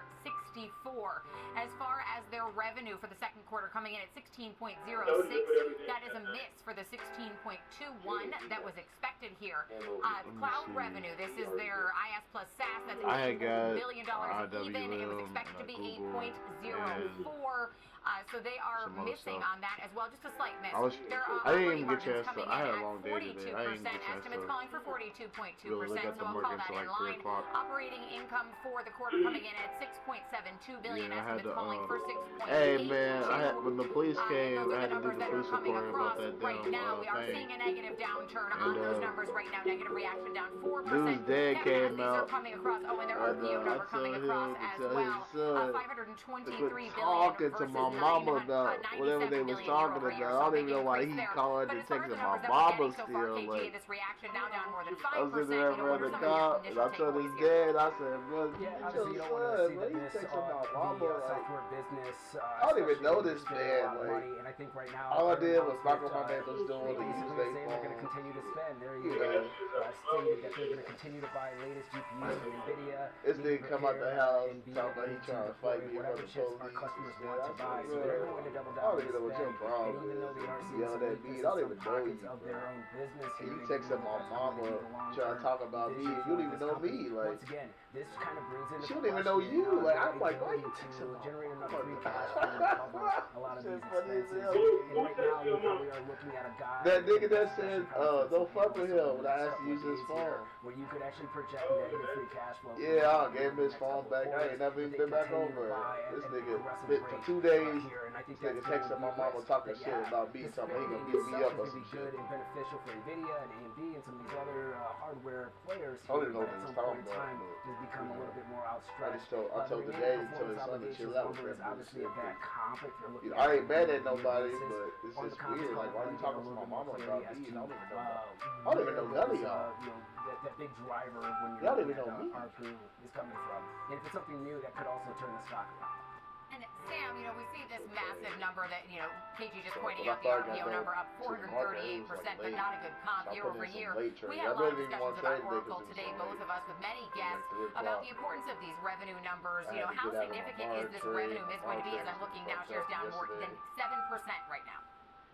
Yeah, I think it's just what they say on the call that, obviously investors are going to be very focused on, what they have to say around what they're looking at with regards to, deals with OpenAI, deals with Stargate. I was having a really interesting chat, of course, with Stephen Dickens earlier today, and he was sort of talking about how this is a company that's still very much in the investment stage right now, relatively new to the cloud. I mean, in the last 10 years versus AWS, which has been around for about 20 years or so. They don't have to worry So he believes that the fundamentals are getting a bit lost in translation, but yes, the RPO was really the number that had got the stock off to the races last time with $455 billion. There's going to be a lot of money yes, I think, obviously we're going to be wanting to know more about what the company is doing and how they're managing to offset some of these concerns about how they're tapping the debt market right now, and how they're actually generating some of that revenue. I mean, as far as just like having robots in your store doing what the regular employees already do. We have Adobe coming across Oracle down about 6%.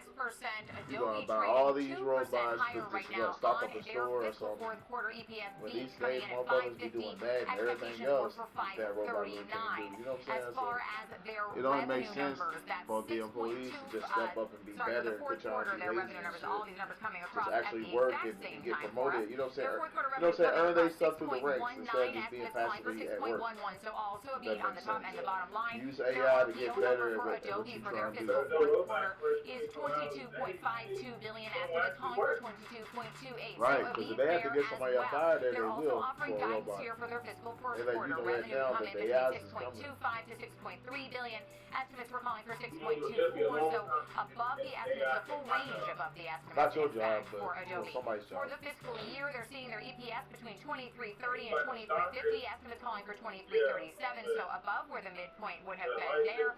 They're reporting their subscription revenue up 12% year over year. A positive report here. Shares moving to the upside, not significantly here. KG, as we see this, a more tepid reaction for Adobe, but some strong numbers here. What do you think is driving this smaller positive reaction here for Adobe? Yeah, they don't even need cashiers in the kiosks anymore. They just had them for the kiosks doing their own orders and shit in all these restaurants. It's little subtle changes out here, bro. Digital media segment came in at around 11% growth on a year-over-year basis. Digital experience segment came in at around 9% growth. So you're not really seeing anything that feels special when it comes to this report here. But they were able to beat and exceed the street's expectations. And unfortunately, the stock has been really beaten down a significant amount of shortage just given the market cap of this company here. Even though, once again, they were able to beat, it wasn't something that was outsized, very low volume. You would have expected a very aggressive move to the upside. That's just not the case. And unfortunately, it looks like it's going to right now. Yes, you just said, we'll see if it can hold. It is moving negative. Move back over the unchanged line just slightly in positive territory for Adobe. Digital's top bottom line beat and better than expected outlook for the fiscal year and for the coming quarter. A miss on revenue, though, for Oracle. Their shares trading down about 5.5% right now. I want to thank Kevin Green for being with us to break down those earnings as they come across the wire. And coming up, we're going to get more reaction to today's decision to cut rates and what we learned from Jerome Powell's press conference next on Market on Close.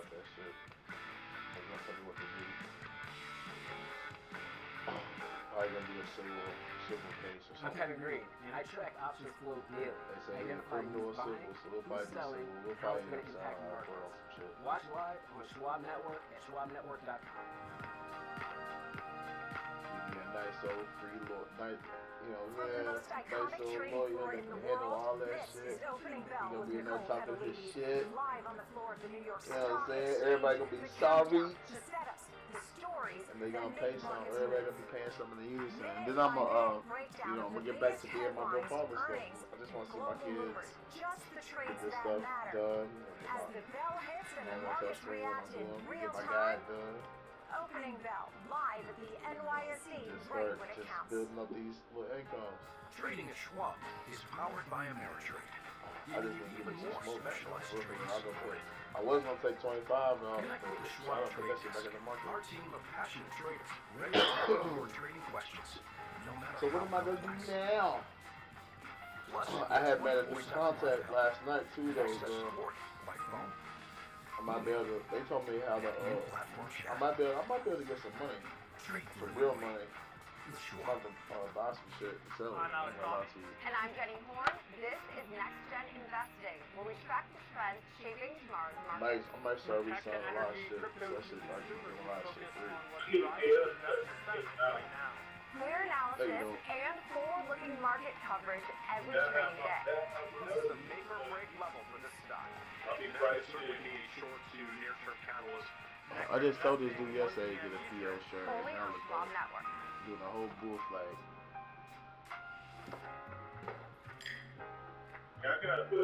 Sometimes, you know, you could have done better.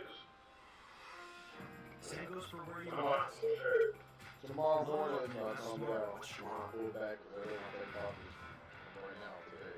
We're back here on Sheldronfrost. Let's have us on the floor of the New York Stock Exchange. Let's go to our next guest now and get some reaction to some of these earnings. Dr. Yu are Chief Investment Strategist, PNC Asset Management. Thanks so much for joining me today. Very, very busy. We've had these Oracle numbers that are coming out now. We've got a bit of a mixed quarter. The stock is lower by almost 5% right now.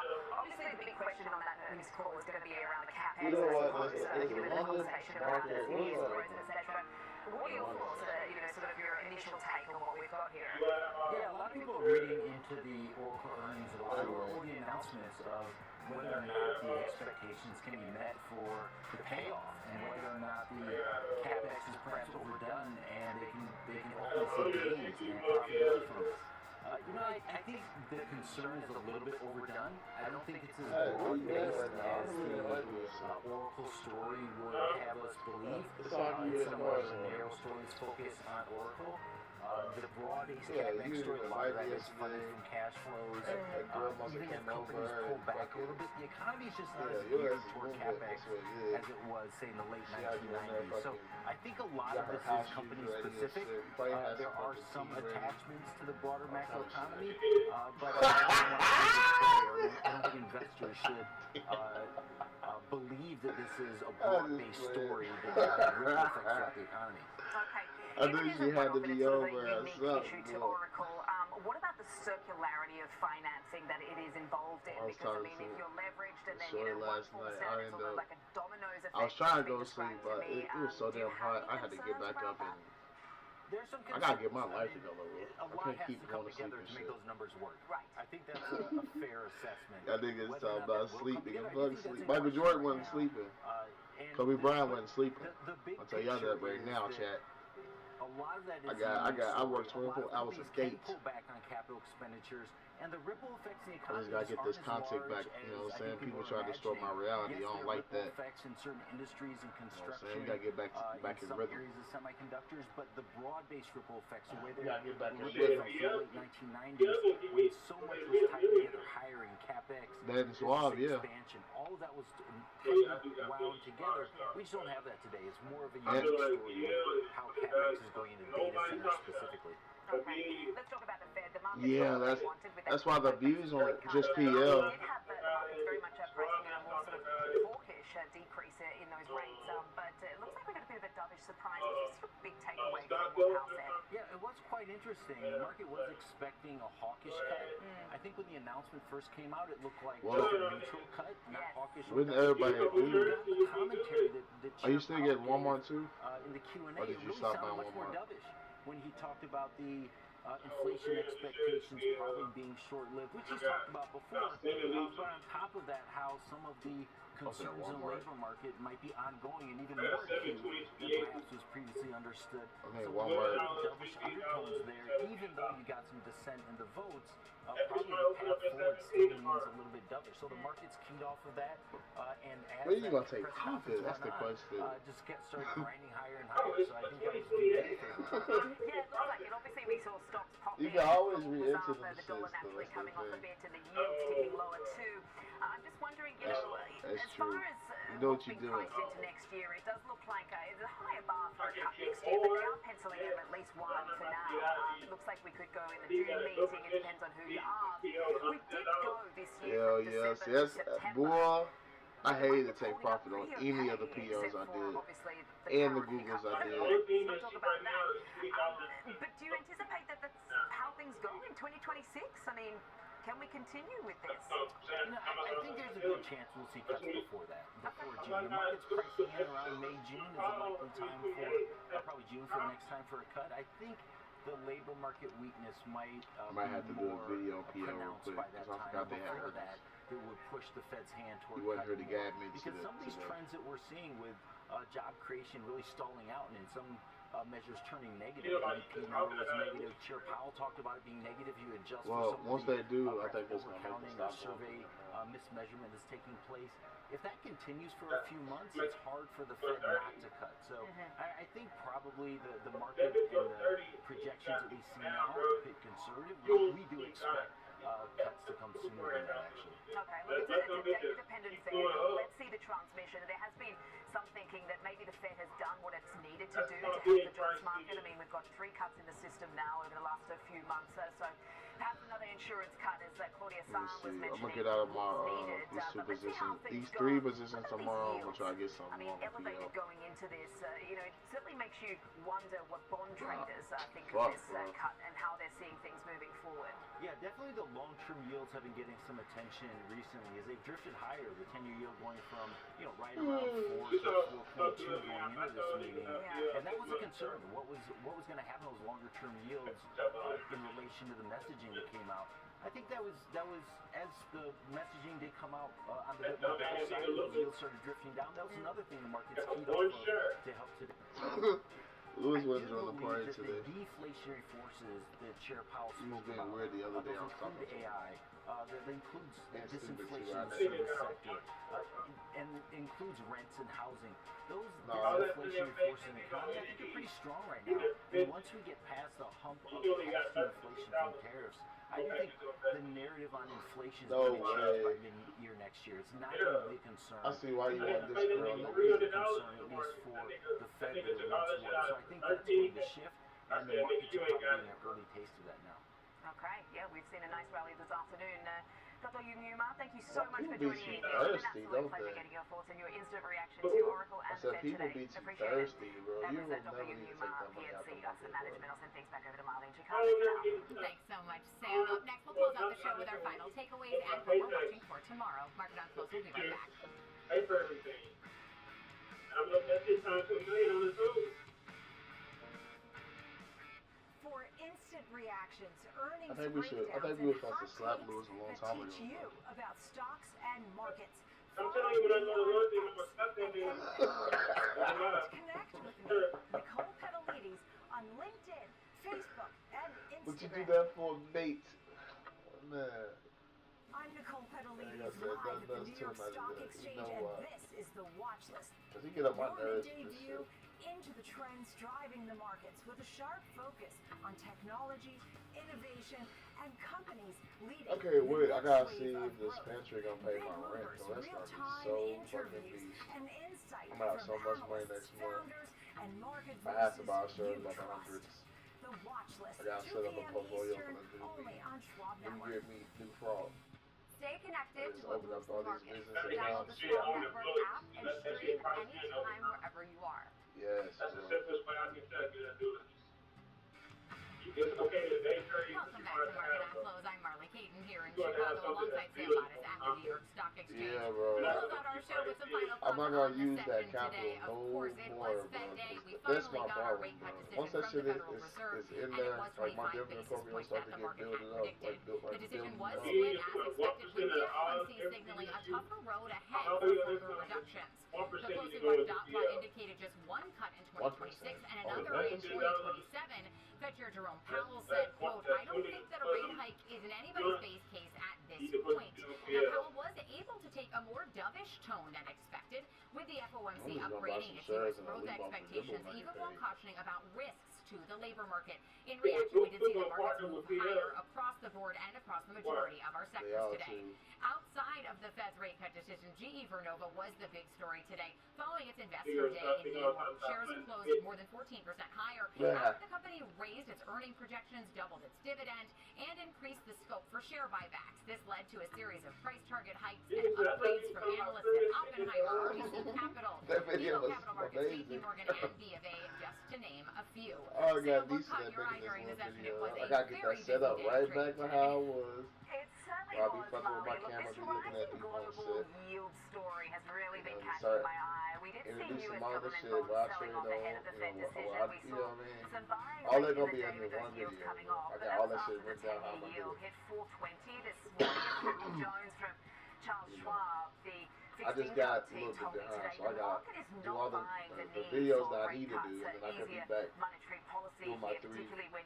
you look I'll at what do. is happening in the I bond want to market. also It really is do a combination here of what is happening domestically, every but also Sunday. I overseas. want to do Don't forget global a bond video on yields some have been earnings on and the my way up picks too. across You international just gonna markets. start Germany's expanding a whole 10-year lot, yield bro. hit a 9-month high. France's is at the highest since Then I'm gonna have March. some shit where I'm gonna sell Japan's, some which shit we somewhere always else talk too, bro. about, those yields have been at a YouTube 17-year and high. Twitch The is DOJ is expected to hike rates next week, while markets in Australia are also I have a rising lot by of an even more videos, yeah. hawkish Reserve Bank as well. So it really has been a global fixed income story. But as I said, yields backing off a bit Yeah, I don't mind back making of the this video. decision today. But heading into tomorrow, what will you be looking out for, Molly?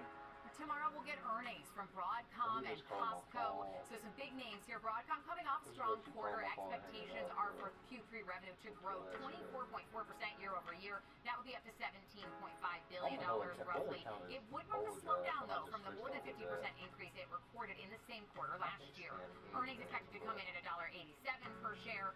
For Costco, EPS should be around $4.27 on revenue of $67.2 billion, which would be up 8% year over year. Costco oftentimes will announce a special dividend. That discussion has been on the table a bit. Unlikely now, as it's having its worst relative performance in more than 2 decades, down more than 4% so far this year. Also, they have a pending tariff lawsuit that could delay any potential special dividend announcement there as well. How about you, Sam? Well, obviously we're going to be watching the reaction to the Fed. We've seen the initial reaction here in U.S. markets this afternoon. A nice pop for stocks, the yields coming off a bit, the dollar ticking lower as well. But let's see how global markets react to this tonight. If Asian equities and European stocks also pick up the baton and run with it, particularly given this higher yield environment, as I just mentioned. I mean, it is a very big week as central bank decisions come next week. We do get the BOJ over in Tokyo, the BOE, Bank of England, and also the ECB, all expected to do different things. So everyone's sort of at different stages in their rate easing or hiking cycles. But it's also going to be interesting to watch the reaction to Oracle after this analyst call later. Obviously, we've had a little bit of a mixed quarter. We've had a negative reaction. We are sitting down around 6.5% right now or so.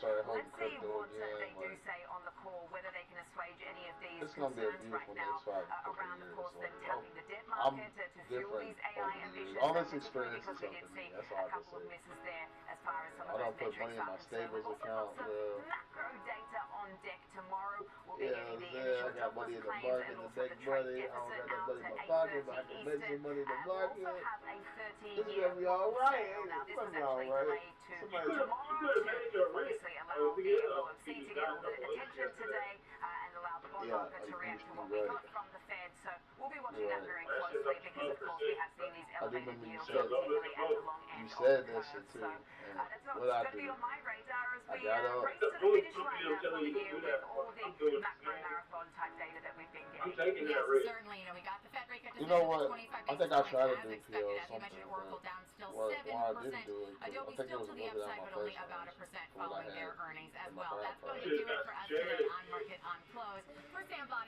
Rally. Kaden, be sure to download the Schwab Network app available in the Apple App Store and tune in 24/7 on schwabnetwork.com. Market over 500 We hope that you have a great rest of your day.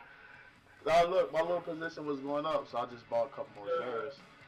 But welcome to that Schwab shit, Network, bro. where real-time market coverage meets expert I'm not strategy. gonna waste that no more time with that. To the closing bell, we've got you covered. Cause they wasn't even on my scouting report. I had to like Mumu did like it showed me like a whole bunch of shit when I unlocked it. Like I wrote them down. It gave me like a whole bunch of stocks that are just about to fucking go crazy. And they gave me the percentage and they gave me like all this information. Like, I was sitting here taking. What was the stock? One of them was Mara. I think one of the most important things is I wrote you're them making a down. play in a risk-defined way here going into earnings. So that would be a further downside area. Yeah, one of them was Mara. And they was talking about it was about to go like 50% or something. Like they had them all categorized. That means Bitcoin. Anywhere, free. SchwabNetwork.com. I'm still. Schwab Bank Investor Checking. The checking I wrote all account this shit built down. for I'm gonna investors, named highest in client satisfaction by J.D. Power for 7 years in a row. With Investor Checking, you get the award-winning features of our checking account, plus cash management solutions, all designed for investors like you, with unlimited ATM fee rebates for cash withdrawals worldwide, no overdraft fees, and enhanced security features to keep your money safe. Also, because your Investor Checking account is linked to your Schwab One brokerage account, you can manage your checking and investing in one convenient location. Moving funds between your accounts is easy. Cash moved to your brokerage account is available in seconds. That means you can stop waiting and start investing in stocks, bonds, money market funds, and more. Get more with Schwab Bank Investor Checking, the checking account built for investors.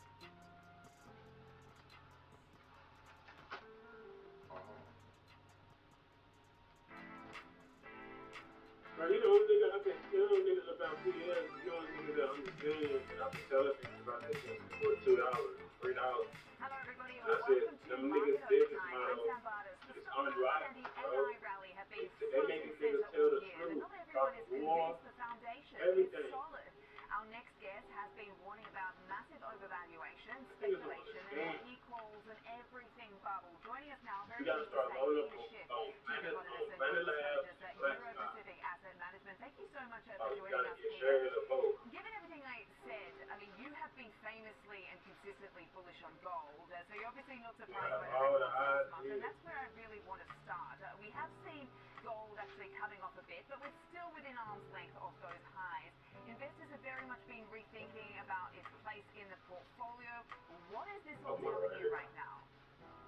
Well, first of all, I don't think that many investors have even participated in the gold rally. They may have come in a little bit during the week that gold got almost to 4,400 and then had a sharp pullback, but as we're sitting now around 4,100, I think very few investors actually have any allocation at all to gold. And I do think they'll start thinking about that more next year. But I think over the last couple of years, as gold's moved from 2,000 to 4,000, it's mainly been driven by central bank buying. They are rotating out of U.S. dollars and U.S. treasuries into gold. And I think that trend is going to not only continue, but broaden. I think more central banks that haven't been buying gold are going to start. And I think the central banks that have been buying it are going to buy even more. So why is that? I mean, what exactly is that telling you about that trend of aggressive central bank buying right now? Well, it's a long overdue loss of confidence in the United States, in the fiscal situation in the U.S., our ability to repay our debts honestly. I think it's pretty clear that we're either going to default or more likely inflate, but there's no way to legitimately pay. The deficits are 2 to 3 trillion a year and rising. We have no appetite for any kind of deficit reduction. In fact, the Trump administration made the Biden deficits that it inherited even worse. And we're chipping away at what's left at the pretense of Fed independence. Trump is stacking the Federal Reserve. Trump is trying to dig up dirt on FOMC members so he can fire them and replace them. We'll see what the Supreme Court says. Maybe the Supreme Court will tear down what's left of Fed independence. Trump is, pounding the table for huge rate cuts and more money printing. And the tariffs, I think, have done a lot of harm. Globally, I think we've made a lot of our friends angry. I think we've driven China and Russia and India closer together as the world unites against our trade war.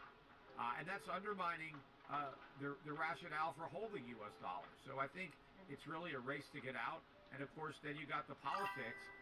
Biden sanctioned Russia, and that was a warning to all holders of U.S. dollars that you could be next, that the U.S. government could, pull the rug out from under you at a whim if it doesn't like what you do. So by weaponizing the dollar, I think ultimately it's going to be the U.S. that ends up getting shot. Some have been pointing to this gold rally as perhaps a canary in a coal mine, given some of the reasons you've just spelled out. But let's talk about this sort of broad commodity bull market. I mean, silver has been catching a bit. I mean, it's been holding about 50 lately. Does this have legs? Oh, I think absolutely. I mean, silver took out 50. That was a huge double top going back to 1980 and then again 2011.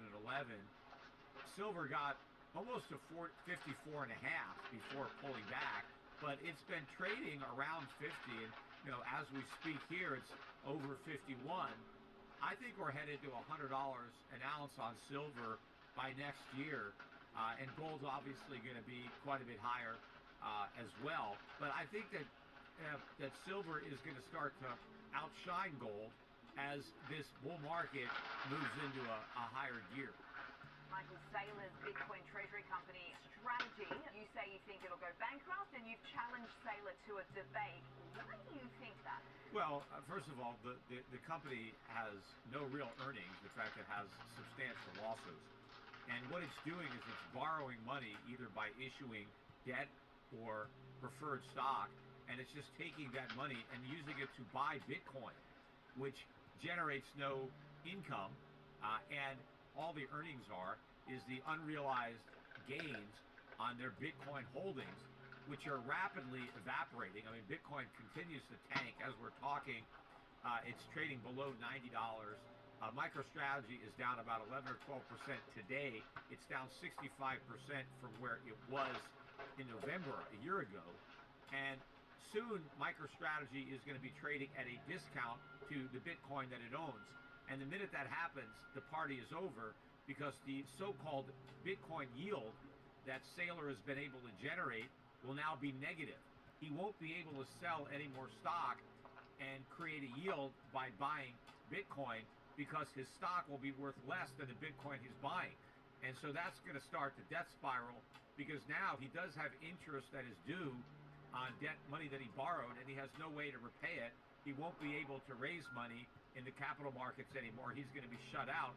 The only thing he can do is start selling his Bitcoin. But the minute he starts selling Bitcoin, Bitcoin's going to implode. So this whole thing is, a accident waiting to happen. It's really, a Ponzi or pyramid built on a pyramid, which is what Bitcoin is. And MicroStrategy has been one of the main buyers of Bitcoin.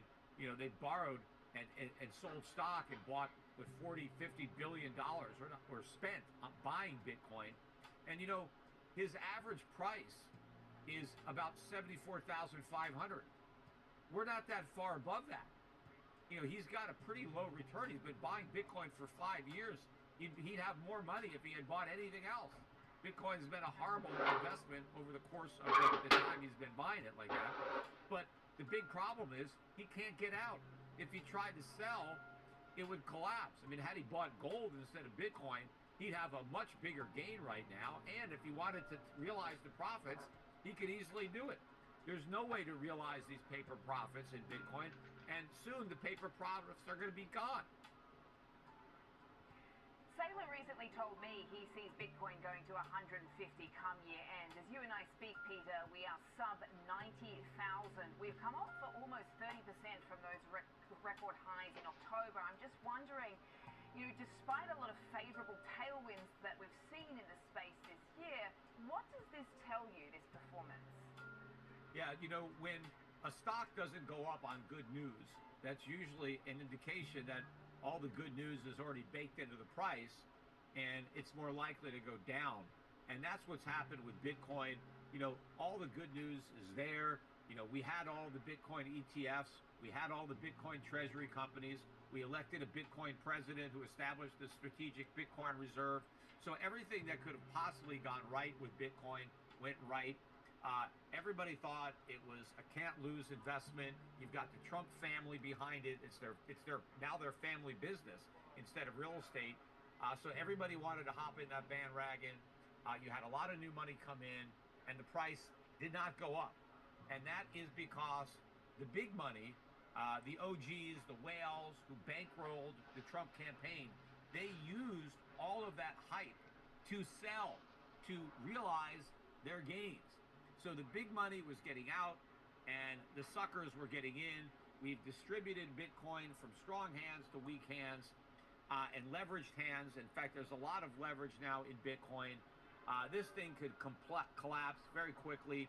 I think the only hope that Bitcoin would have of getting to 150,000 at all, let alone by the end of the year, you would need a U.S. government bailout of Bitcoin.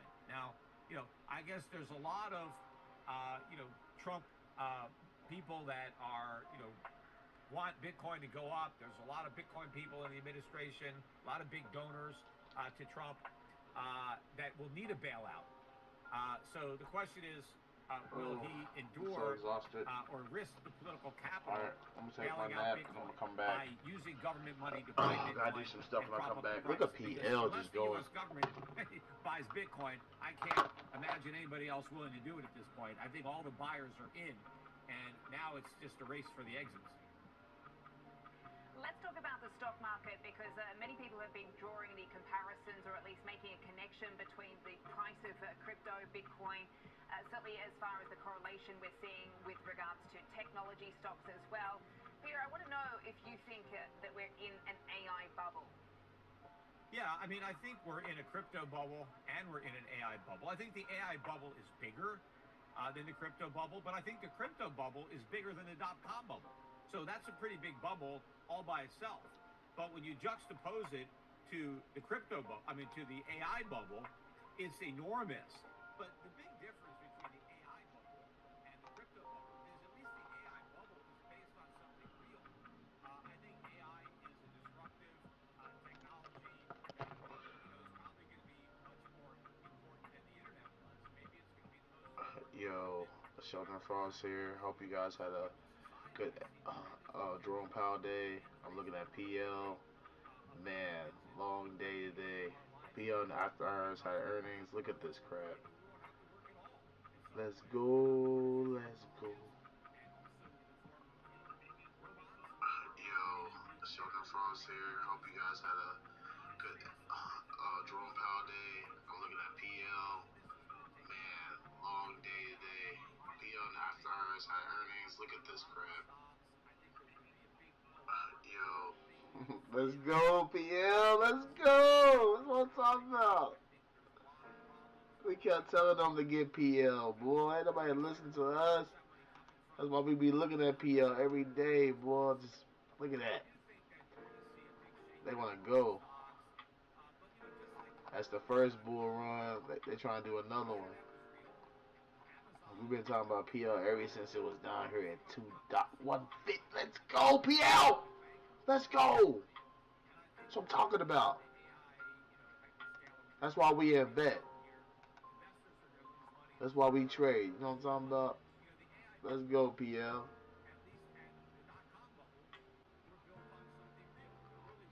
Sheldon Frost here. Hope you guys had a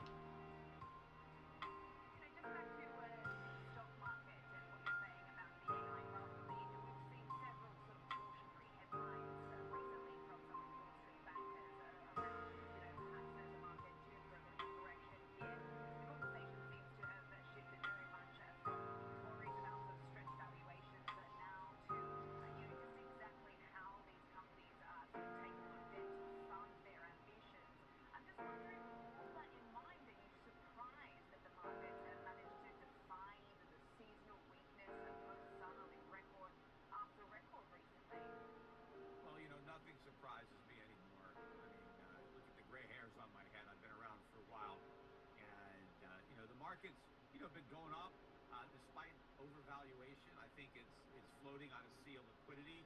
I think the Fed cutting interest rates. And all right, y'all. I'm gonna go take my nap, y'all. I'll be back here shortly.